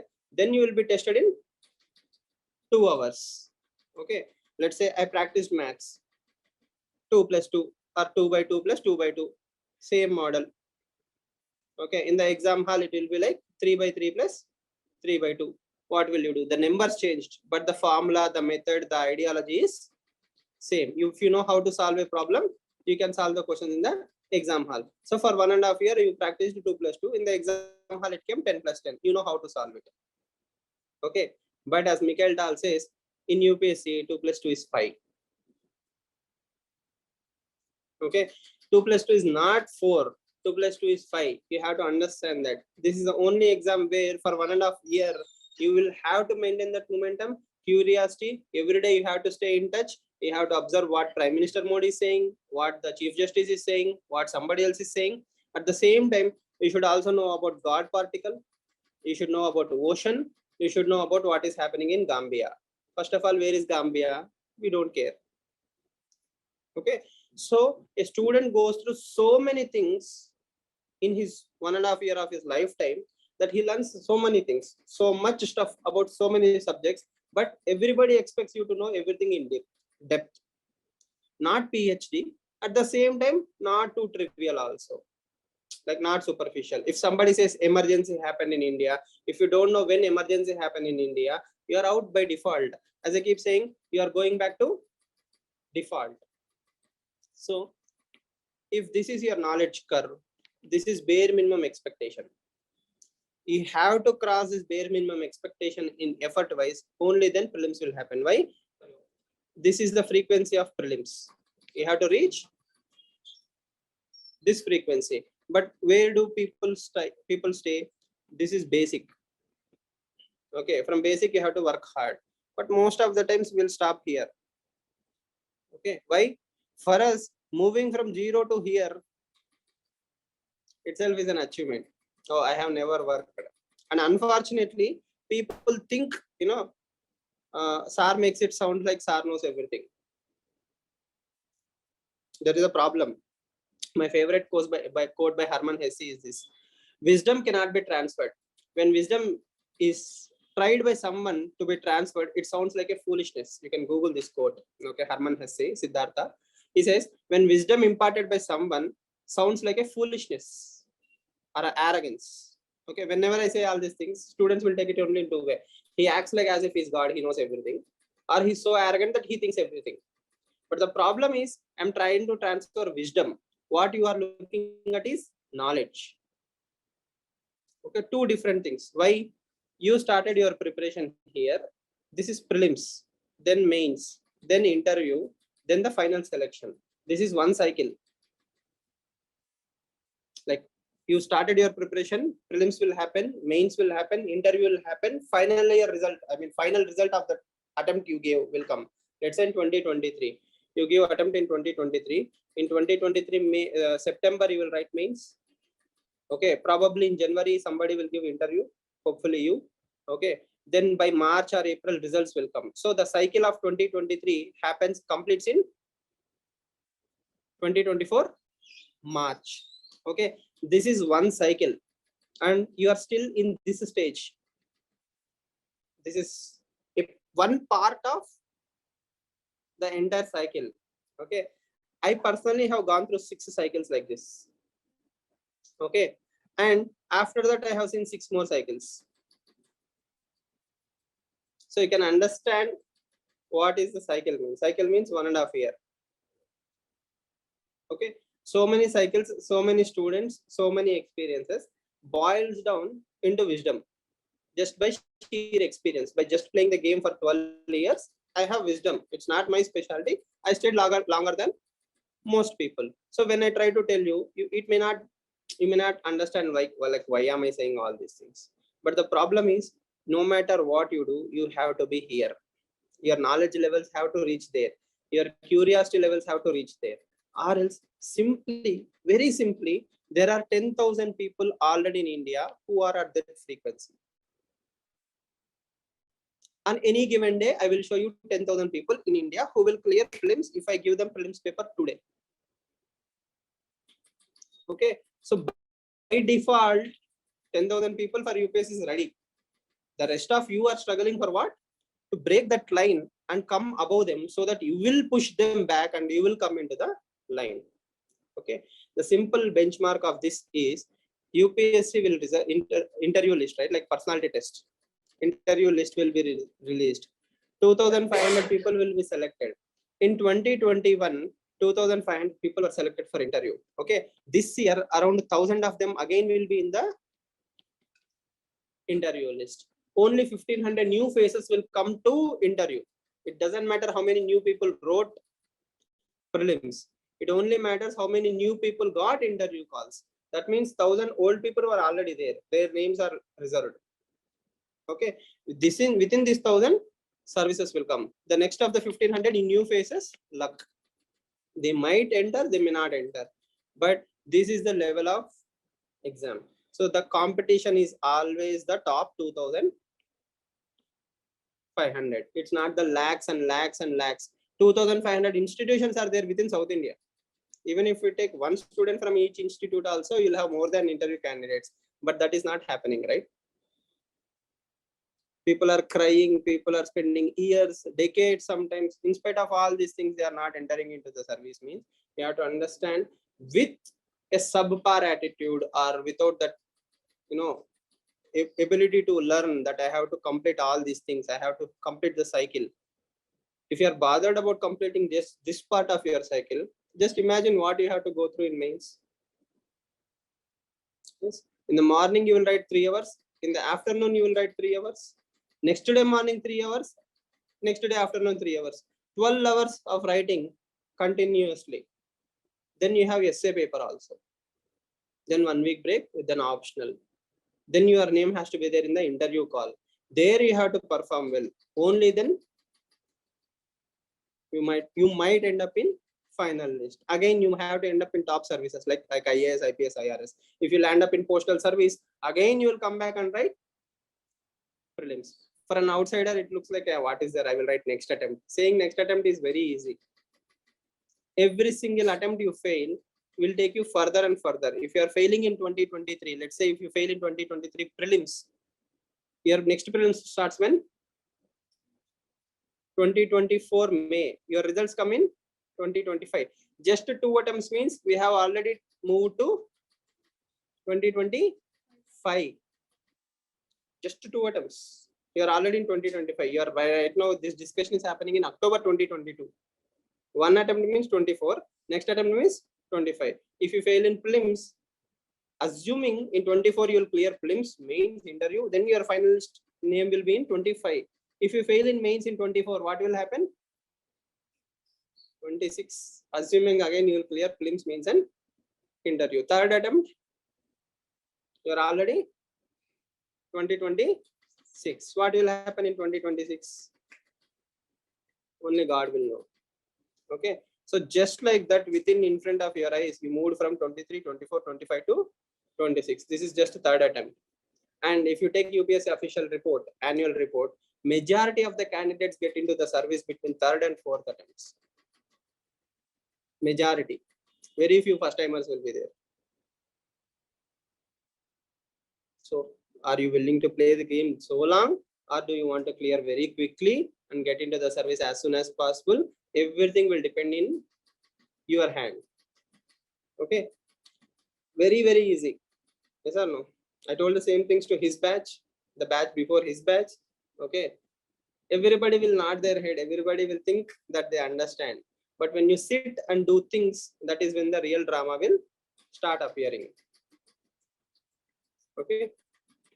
Trust me, there are 10,000 people anytime in India who are having that self-interest. They are driven by their own passion. Nobody will force them. Read NCERT, read Lakshmikant. I won't force you. They will on their own sit and read. And most of the times you won't even know that they exist in Hyderabad. They are from small town, village, or some place. They will just come to the Hyderabad after clearing prelims for mains preparation, stay here for 2 to 3 months, then go away. Why? Financially, they may not be, they cannot afford it, or they have family obligations. They have to work elsewhere. Okay. In spite of all these things, if they have the motivation to do that, what is stopping you?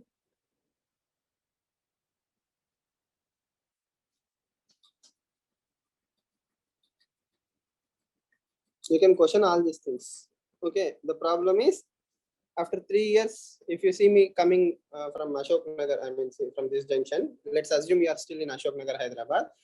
If I am coming from this side, you will look at me and turn the Kalyan sir is coming. I should go other way.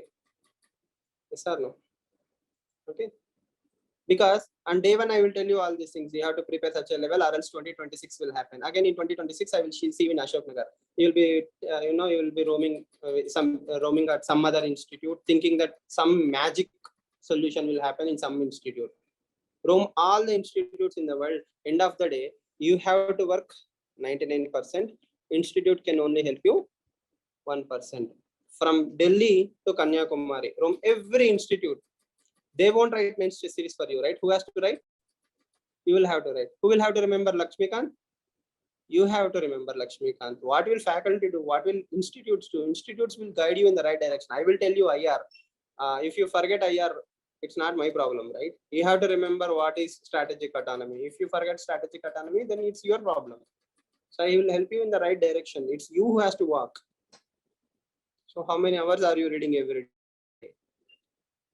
Right? Right now you have a golden opportunity, a huge amount of time. There is no exam pressure, nothing. You have free time. You can read NCRTs, you can read class notes, you can read newspapers. But again, our interests vary. So every hour you waste now. Let's say you can read 8 hours every day here, you waste now. In the April, May, you feel like you have 14 hours a day. But the problem is, even if you read for 14 hours in April, nothing is going to happen in May. Right? So don't waste hours here so that you can use them optimally there. Again, the head nodding is the most routine and easiest thing I have seen. See, when we were preparing for UPSC, nobody told us. So if you look back, we'll think sometimes, okay, if somebody only told us like we should read this thing at this time, we have a small regret. We cannot blame seniors. Probably if we had gone and asked them, they would have told us. But we didn't know that we had to take help. So to my students, I will tell all these things that you have to do these things so that if you fail in the long run, you won't have a regret. Somebody told you that you have to do this. Still, in spite of all these things, people are people. Okay. So plan your days accordingly, properly, and think where you are heading, where you are going, why are you doing what you are doing. Without all those things, this is not an engineering college where you come take notes. In the end of the day, SEM will be there. Yes. The problem is it will take 1.5 years of your life just in 2 hours, less than what you watch for PVR. Okay, your life will change. Yes or no? When it changes, you will remember me. Don't worry.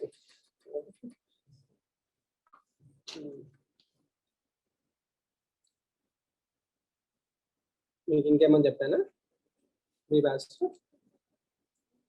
ఇవేనా ఇంకేమని చెప్పానా ఏం Suman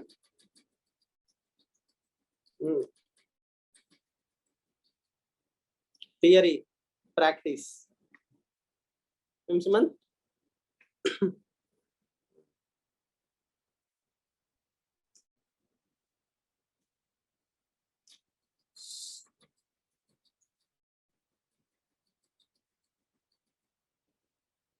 But as the problem goes, wisdom cannot be transferred.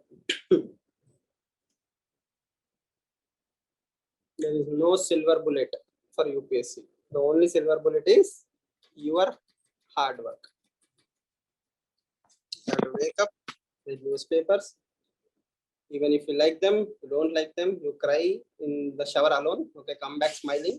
Yes, read the newspaper again. There is no shortcut. Yes, people who look for shortcuts will never succeed.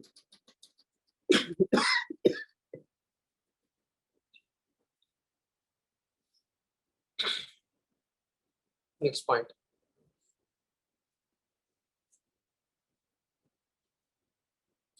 After 1991, USSR disintegration.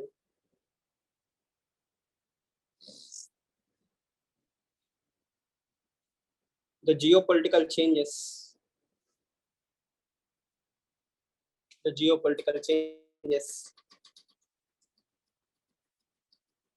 Forced India to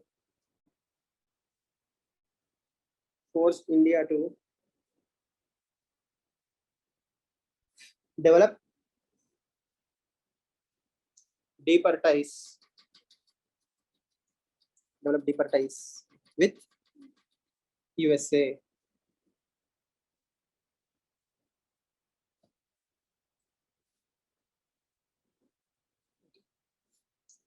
Next. USA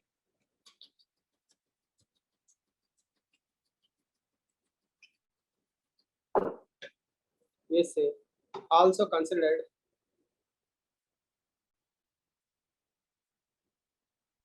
India as an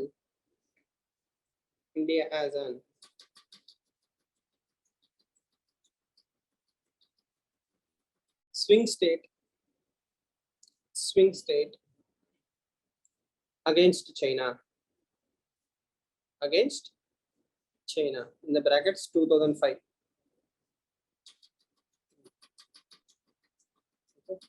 Next.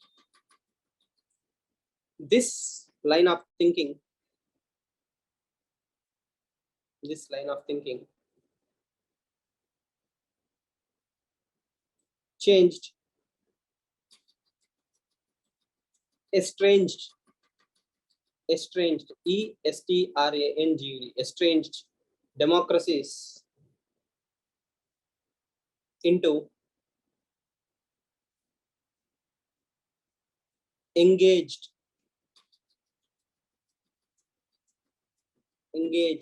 democracies. Estranged democracies have been converted into engaged democracies.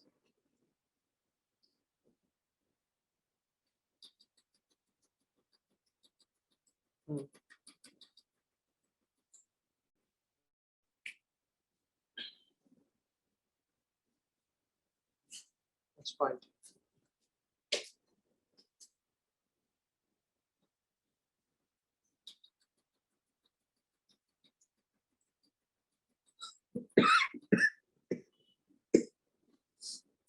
US focus on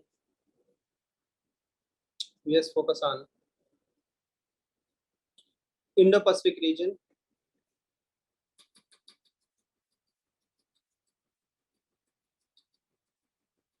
and possible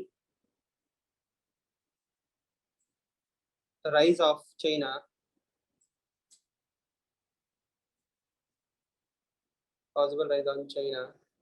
brought in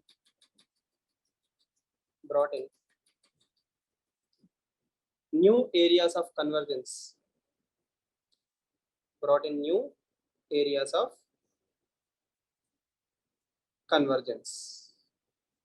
Okay, so what that line means? The rise of China is definitely a threat, and US focus on Indo-Pacific promoted new areas of convergence. So, for example, earlier we didn't need the defense cooperation. Now we are more interested in defense cooperation. Why? USA is willing to give new technology to India in hopes that it will stop the rise of China. Write down. Defense cooperation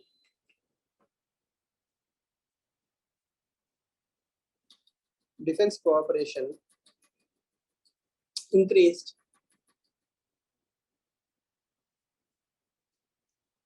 in multiple levels.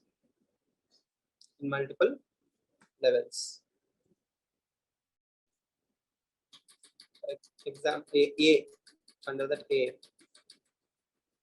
Defense partnerships,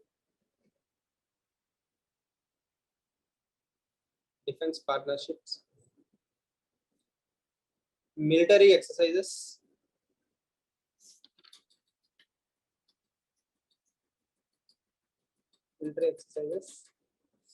and DTTI caps. DTTI, Defense Technology and Trade Initiative.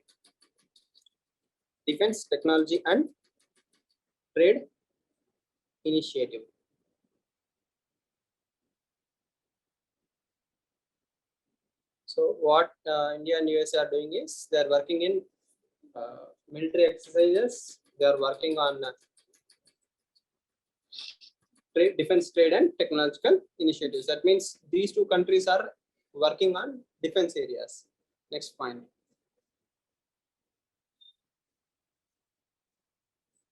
Foreign and ministerial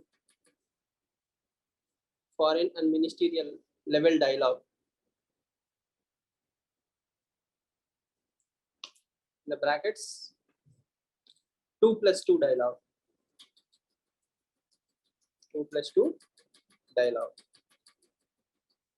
Okay.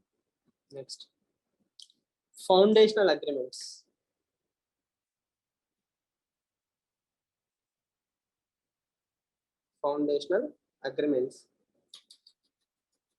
Between these two nations, or between us.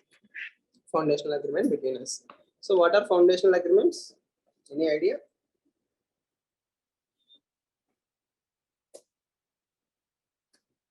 Never heard? No problem. Write down. First one. Within foundational agreements, the first one. Logistics support agreement.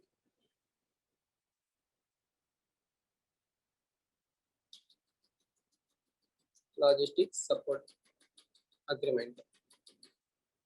2.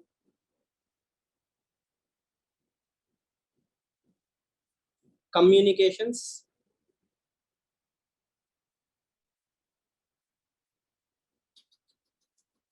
and security. Communications and security. 3. Geospatial. Geospatial. Geospatial cooperation.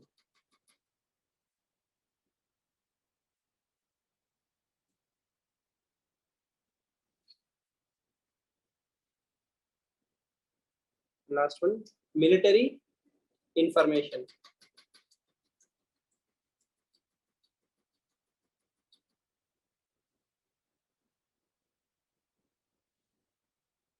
So you can write the short forms beside that, right? Like what is the first one? LEMOA, LEMOA, LEMOA, LEMOA. What is the second one? Communication, right?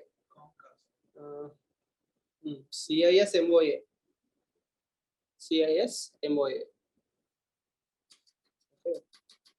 The third one is general military information, right? No. Geospatial, BECA, BECA. BECA. Okay, and the last one is GSOMIA. You don't have to remember the most famous one are Lemova and BECA. Just for formality sake, people will say you have to remember all these things. But for GS paper 2, it's not at all needed. Just understand that military level, communication level, military information level, geospatial level. That means satellite information.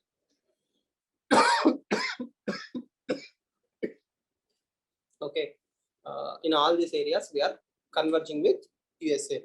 Normally, USA does not transfer all these technologies to outsiders like non-NATO allies. Okay. So only when it considers someone is very close, it will give the missiles, information, drones, satellite information, communication, and all those things. But because India is a strategic defense partner, we are trying to get closer with USA. Yes.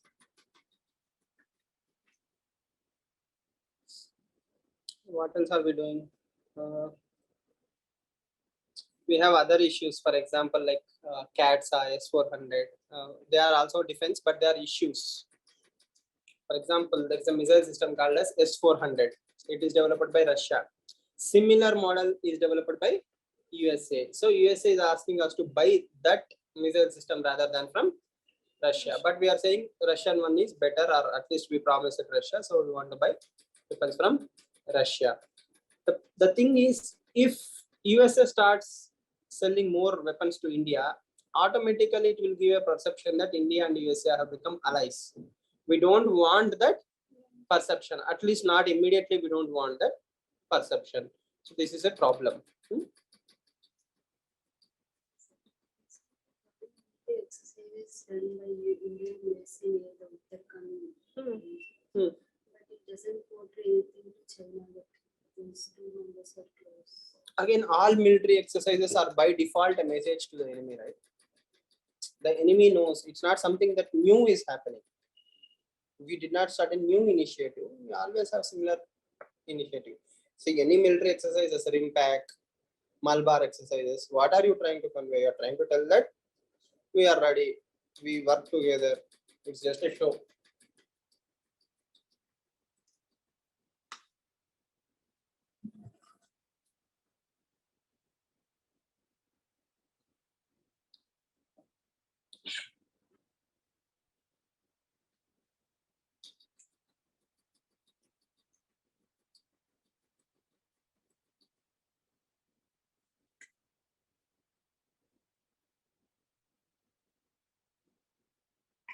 What was the last point?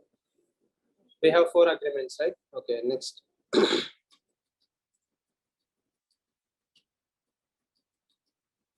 The Indo-Pacific region,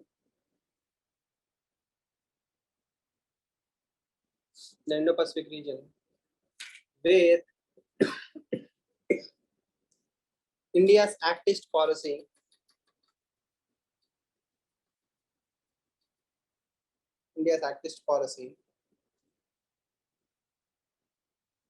overlaps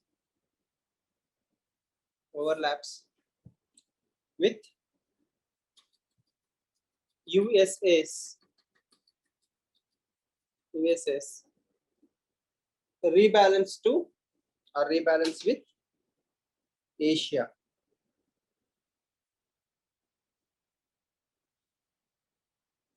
So India have activist policy and USA have something called as strategic or rebalance to Asia. So as I told you, Asia have to be rebalanced. Asia, if there is a need for rebalance, there is a problem with the balance, right? Right now, Asia's balance is skewed towards or biased towards China. That has to be rebalanced. So that is what USA is trying to do. But why will some continent away, a North American continent country is bothered about balance in Asia? Because USA's biggest threat is China. See, after World War II, when USA was becoming superpower, nobody was there to stop USA's rise. Okay, but today China's rise, there are so many people who want to drag China down or pull down China or take its power with them also. They have seen the problems of unipolar and multipolar worlds, right? So that is why bipolar, that is why they are trying to encourage bipolar world. Next. India is considered as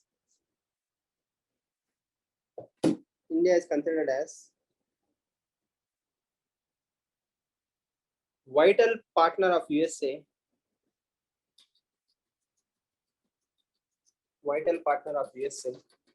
in Indian Ocean region.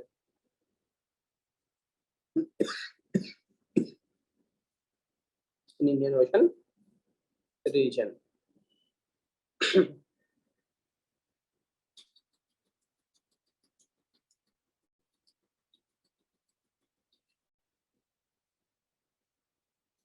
Next, India's vision of Indo-Pacific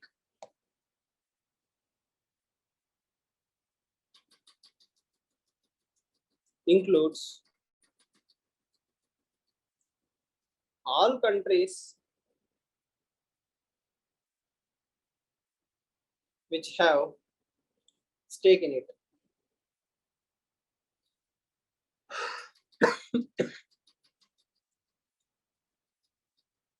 Okay. It is a much broader concept, right? Like any country that have a stake in Indo-Pacific is also part of Indo-Pacific region. But if we limit Indo-Pacific only to the geographical countries, for example, the physically present countries, then we are eliminating entire Europe more or less, right? Like even if Europe comes into Indo-Pacific, it will be restricted to small island nations. But for Germany, Europe, France Britain to have much bigger role in Indo-Pacific, India's vision is broader. So because of this vision, we will be able to converge with other areas of US interest. Okay. Next.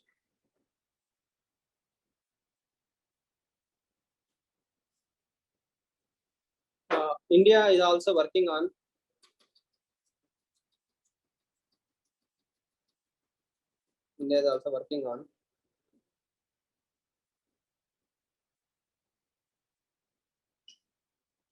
counter-terrorism, cyber security, and internal security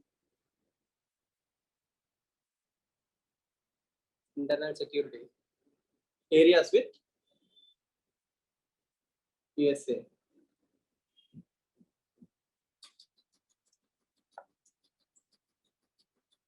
Example, post 26/11. Post 26/11. What happened in 26/11? The Mumbai attacks, right? 2008 Mumbai attacks happened on November 26th, 2008. So that is a very dark period. After that, India and USA started working more closely on these areas. Technically, there is a report or information suggestion from USA saying that there might be a terrorist attack on India. In spite of the warning, we failed to stop the terrorist attack. So there was lack of coordination. So after that, we started better technical coordination. Next. Designation of, I mean the same continuation within the internal security. B, designation of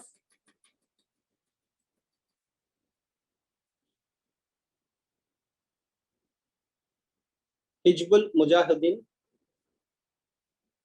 Hizbul, Hizbul, Hizbul, Mujah, Mujahideen, Hideen, Mujahideen, Hizbul Mujahideen as terrorist organization. Hizbul Mujahideen as terrorist organization.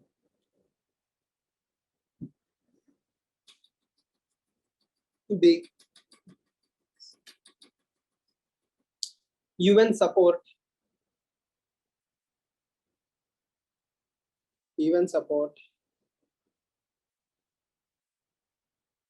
to add Masood Azhar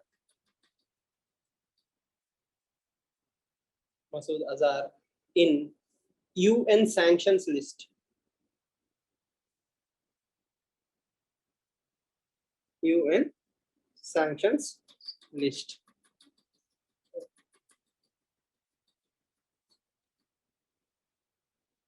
Next. US support to India.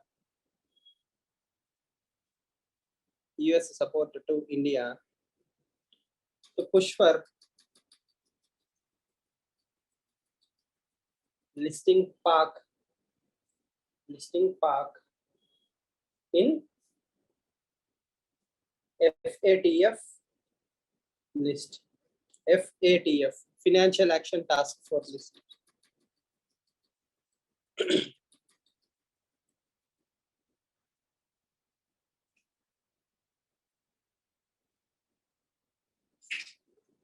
Okay, so we are working in these areas for India-US relations.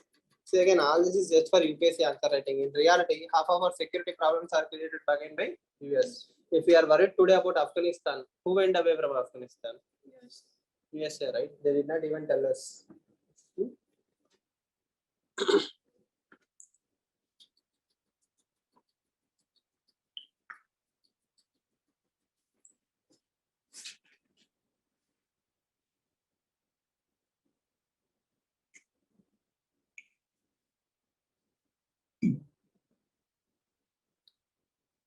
Next. US actions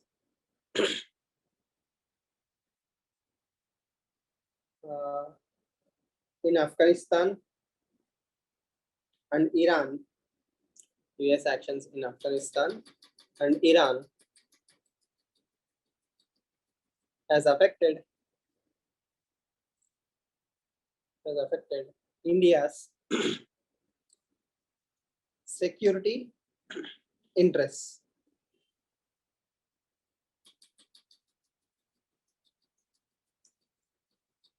Yes. So, as you know, in Afghanistan, USA has withdrawn the forces. So, if Taliban is dominating Afghanistan, Indian citizens were under security threat. Okay, we had to withdraw or close our embassy. We don't have dialogue with Taliban. We are not sure what will happen to the Hindus and other minorities within Afghanistan, Pakistan. So there is a threat that has been created. Even with Iran also more or less the same thing. In Iran, there is a concept called as JCPOA. You don't have to remember, but if you remember, that means Joint Comprehensive Plan of Action. What it means is Iran should not develop nuclear weapons. Okay. Iran is not supposed to develop nuclear weapons, but it can use nuclear energy for electricity. But America said this deal is invalid. So after that, Iran was under sanctions of USA. So anybody who will do business with Iran will face sanctions from USA also. So because India and Iran are good friends, now India is not able to buy oil from Iran. We have exemptions on all those things, but things have been complicated. If we don't have good economic relations with the nations like Iran, automatically other relations will also be affected. So all these complications are created only because of USA's hyperactive thing, especially Donald Trump. Donald Trump has messed up India-Iran relations. Obama nicely made an agreement. JCPOA agreement was between USA and Iran. Obama nicely encouraged that everything was solving. Then Donald Trump came and said, nothing doing. Iran is our enemy. No agreement with Iran. So outrightly he withdrew from JCPOA. All the peace work done by Obama government has collapsed. That led to problems for India. Whereas Afghanistan withdrawal, it was coming from Obama time. 2016 time also, we know that one day USA will go back, but no country bothered to work on that. Then finally one day US had picked up the bags and went away.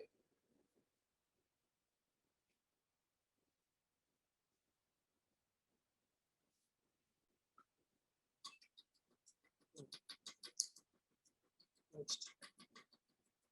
Somehow we slowly entered into issues part, right? Like from defense cooperation, we started working on issues. So what are the parts you have written? Defense you have written. After defense, we are working on cyber security and all those things.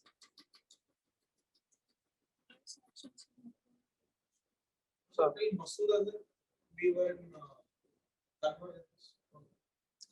We were in convergence about Masood Azhar or Hizbul Mujahideen and all those things. Then we also had some issues in relation to Iran and Afghanistan. Okay, next. Trade.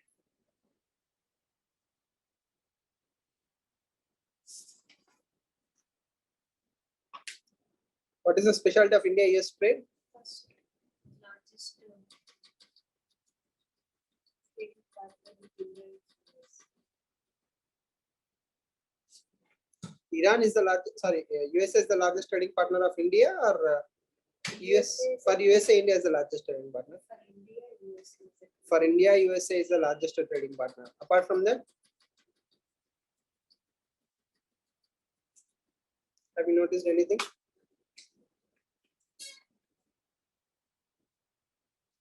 Normally, what kind of trade we have with China?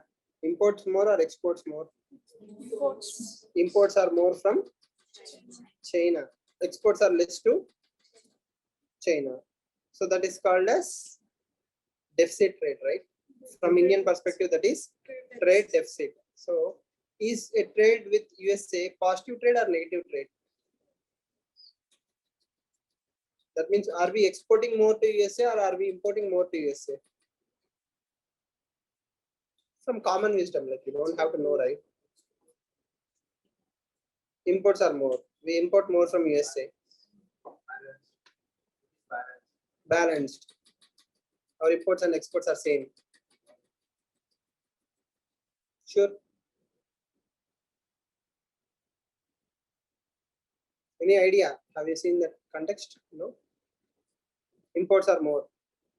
You think? Okay. Tomorrow, tell me whether imports are more with USA or exports are more. Just give one line to that space and write the next point. USA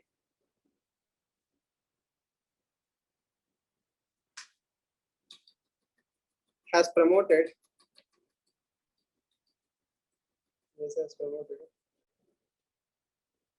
global minimum corporate tax, global minimum corporate tax, and it led to further issues.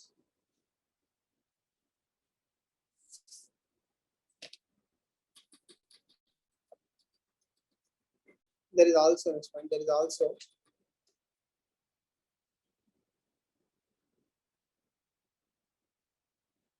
tariff war.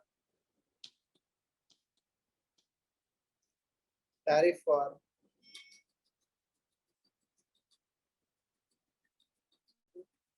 For example, in the brackets example, aluminum and steel. Aluminum and steel. Okay. Next. For example, USA has imposed more import tax. More import tax means Indian steel will become uncompetitive. Chinese steel will become more competitive. Next. H1B visa issue. H1B visa issue means USA do not want to give more visas to Indians. Already enough population is there. No new candidates are welcome. That is a problem. Next. Differences on data localization.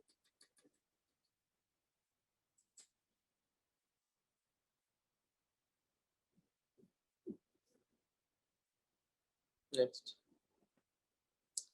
US withdrawal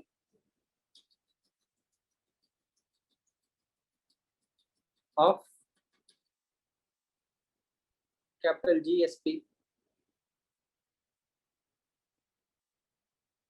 Never heard?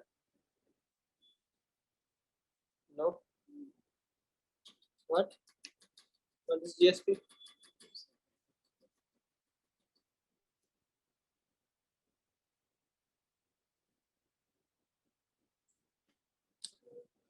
Generalized system of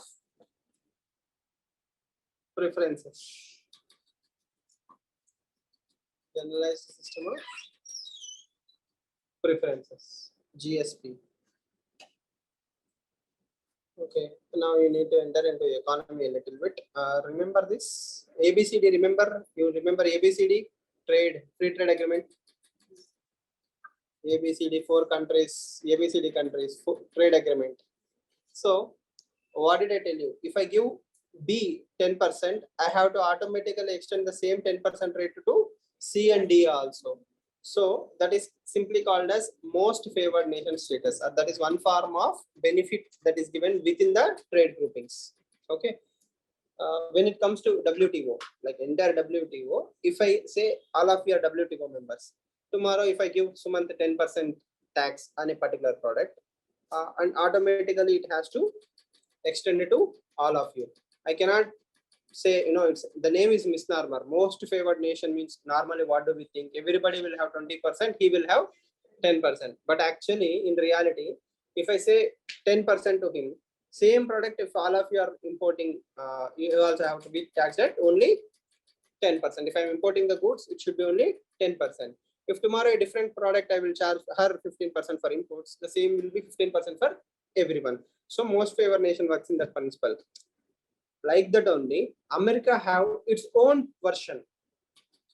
America have its own version. That version is called as generalized system of preferences. What does that mean? Means I'm America, all of you are different nations.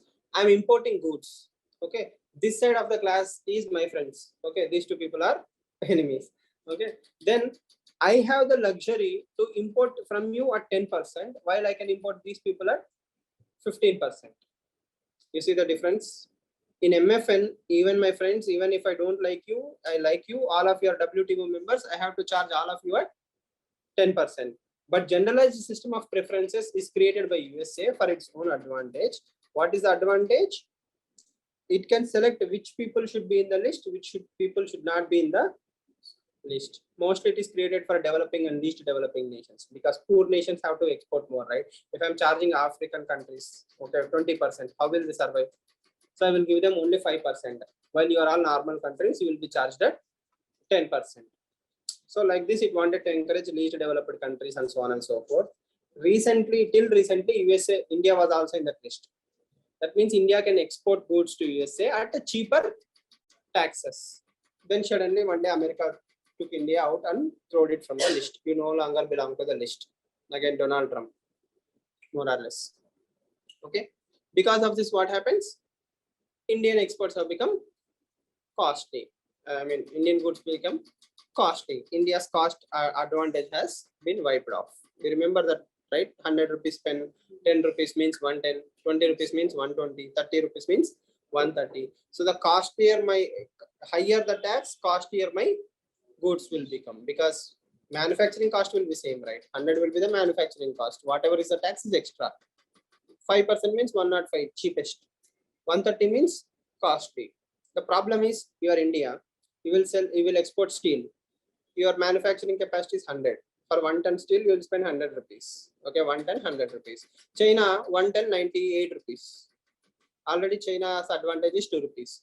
Now, if China is taxed at 10%, you are taxed at 15%.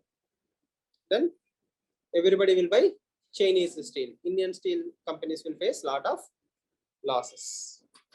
Yes or no? So that is how everything works. Your own domestic capabilities, exports, everything counts in the long run. Because every single rupee, if 1 ton of steel of India is 110, 1 ton of steel of China is 105. As an industrialist, I will buy Chinese steel. Why? 5 rupees profit per ton. I need 1000 tons or 1 lakh tons. That's a huge amount of money, margin. Okay. Irony is, India used to import Chinese steel. We used to import Chinese steel. So that's a sad story in many ways. No? Don't you think so? Okay, next.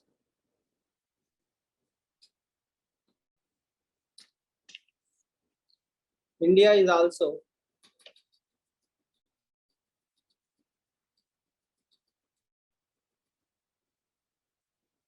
dragged to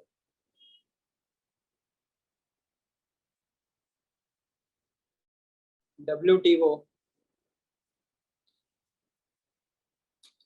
appellate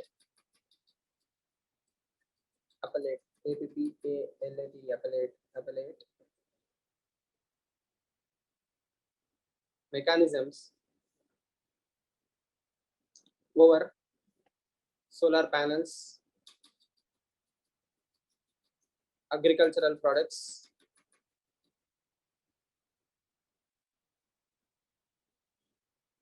etc. That means we created solar panels. Then USA is saying that these solar panels are violation of domestic principles. If India is giving too much subsidies to solar panels, that is not a good thing. India is giving too much subsidy to farmers in India. All subsidies are problem to world. Why? We subsidize our farmers, they will produce the rice at the cheapest price, and then you start exporting the rice to the world. So other countries will feel bad, suffer. So there is a problem in all these areas. Okay. Again, as I said, this is economy, not IR. I should not be explaining to you all these things in depth. Next, India was also placed under. India was also placed under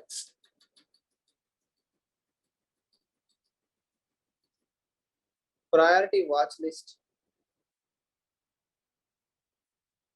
Priority watch list because of intellectual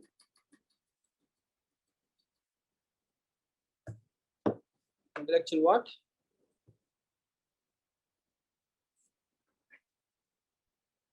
Property rights. Whenever you hear intellectual property rights, mostly follow in UPSC, unless you are having an intellectual debate with your classmate. No? Amo? Intellectuals. No? All of you are intellectuals only, no? No? Why? Why not? Going to be intellectuals. I like the optimism. Okay. You are laughing? No? I thought you laughed. No. Good. Okay.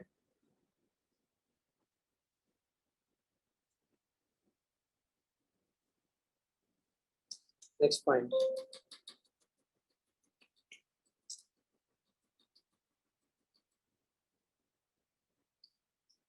domestic policies,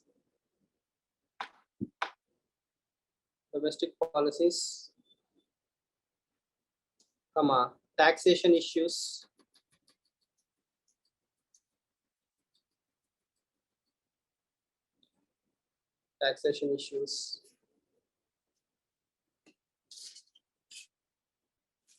created barriers in trade.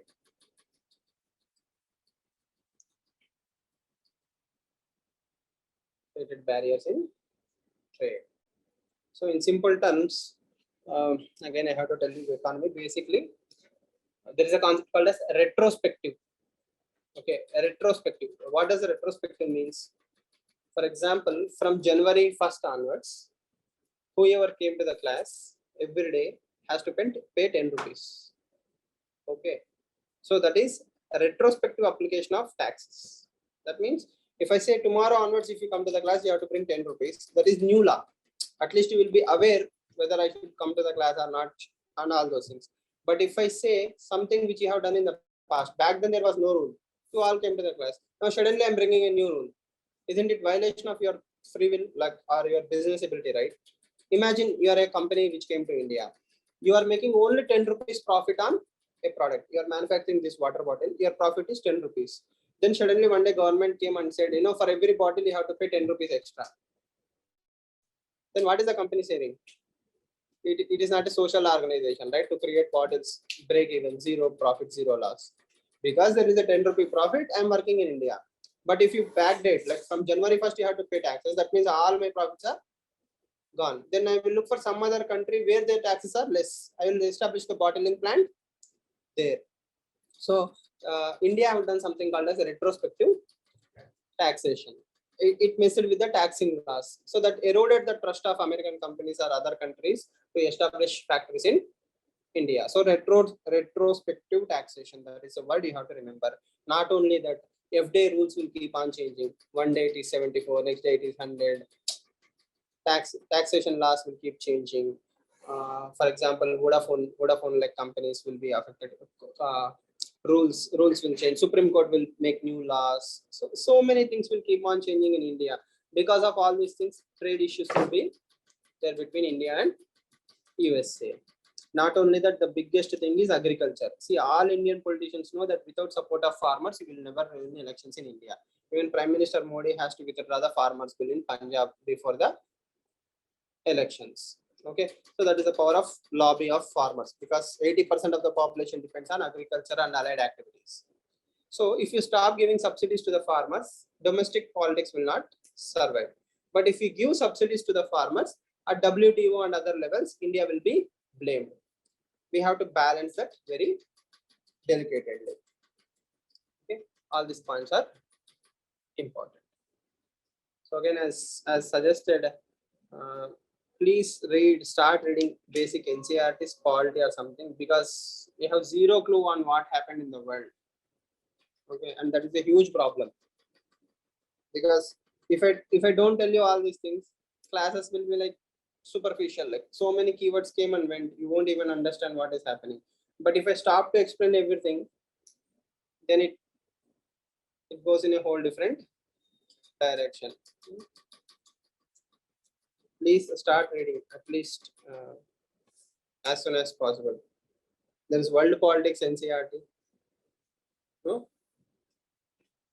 India after independence, post independence India. There are 2 NCERTs. At least start with them. It might make more sense to you.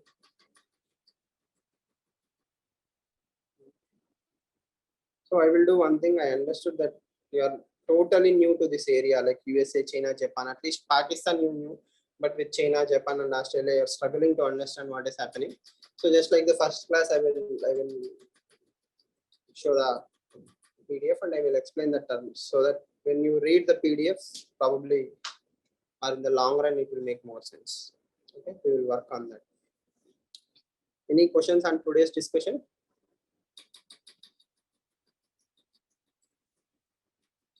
Total bouncer.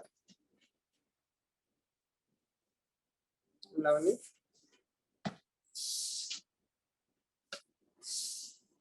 Another. Already చదివి అంటారు కదా, చదవలేదా?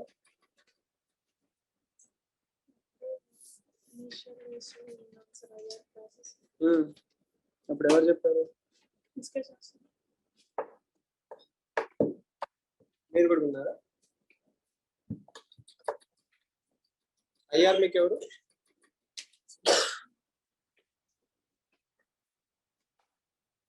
No? No questions? So, discussing Russia, like I wanted to know, what does Putin want it, and now that it got extended for so long, what does exactly Putin want? Like when we were discussing buffer state, I had this. Then the discussion continued and I couldn't answer. So what is that exactly Putin wants? So see, Putin is now dragged or pushed into that scenario where if he withdraws, it will look like a weakness on his side. So even today or from day one of the war, the only thing that Putin wanted was USA to come and talk to Russia and say, it's okay, we won't expand NATO and we will give that in writing. Simple. Putin wants that assurance and it will project as a victory for Russia. Now the complication is, if USA gives that in writing, you have betrayed Ukraine. Why did all those innocent Ukrainians die when you could have done this from day one? Okay. Second thing, if I have to give that in writing, what about the war crimes? What are the war crimes that you have committed in Ukraine? Who will be punished for that? Again, Russia don't want to take the blame. So right now it's so messed up and complicated. Either side will take it to ego that if USA comes to talk to Russia, it will consider as USA's weakness. If Russia agrees to any kind of inquiry or something in Ukraine, again that will look like a Russian weakness. So technically, what is a win is a problem in everybody's mind. So what will Russia consider as a win? Russia will consider that as a win when USA will come to agreement and say, no, we will never take Ukraine under NATO, or whatever the territories we occupied are yours forever. Okay, America will never do that. Putin wants exactly what America will not do. Okay, so either Putin has to die a natural death, right, or somebody has to kill him. Then the change in what? Russian leadership might lead to new consensus. I don't see any other option. If Donald Trump comes, I cannot predict his irrationality. So anything can happen. That is one more scenario. But status quo will be maintained as long as Putin is there. Even Zelensky is very adamant in saying that the present Russian premier will not be a part of discussion. I don't want to talk to him. So what Russia wants is the last glory, Akhand Bharat. Okay. Just like that, USSR, the reunited USSR. As you know, all these things earlier also, you can understand, right? So what Putin wants is that, but if we give what Putin wants, it will look like weakness on everybody else's perspective. And seriously, what about the human right violations? So many innocents have died. Even yesterday, the drone attacks are happening. Kamikaze drone attack is happening in Ukraine. So what about that? Who will be liable? Who should be punished? And I'm pretty sure Russians are not happy within Russia because of all these things, because the economy is severely affected within Russia. So as a Russian, I want my country to prosper, right, in economy, not enter into a war and suffer. So there is internal pressure on Putin, external pressure on Putin, but still because of his brute force administration, he's able to manage all these things. So we'll see how it goes. Okay then, see you all tomorrow.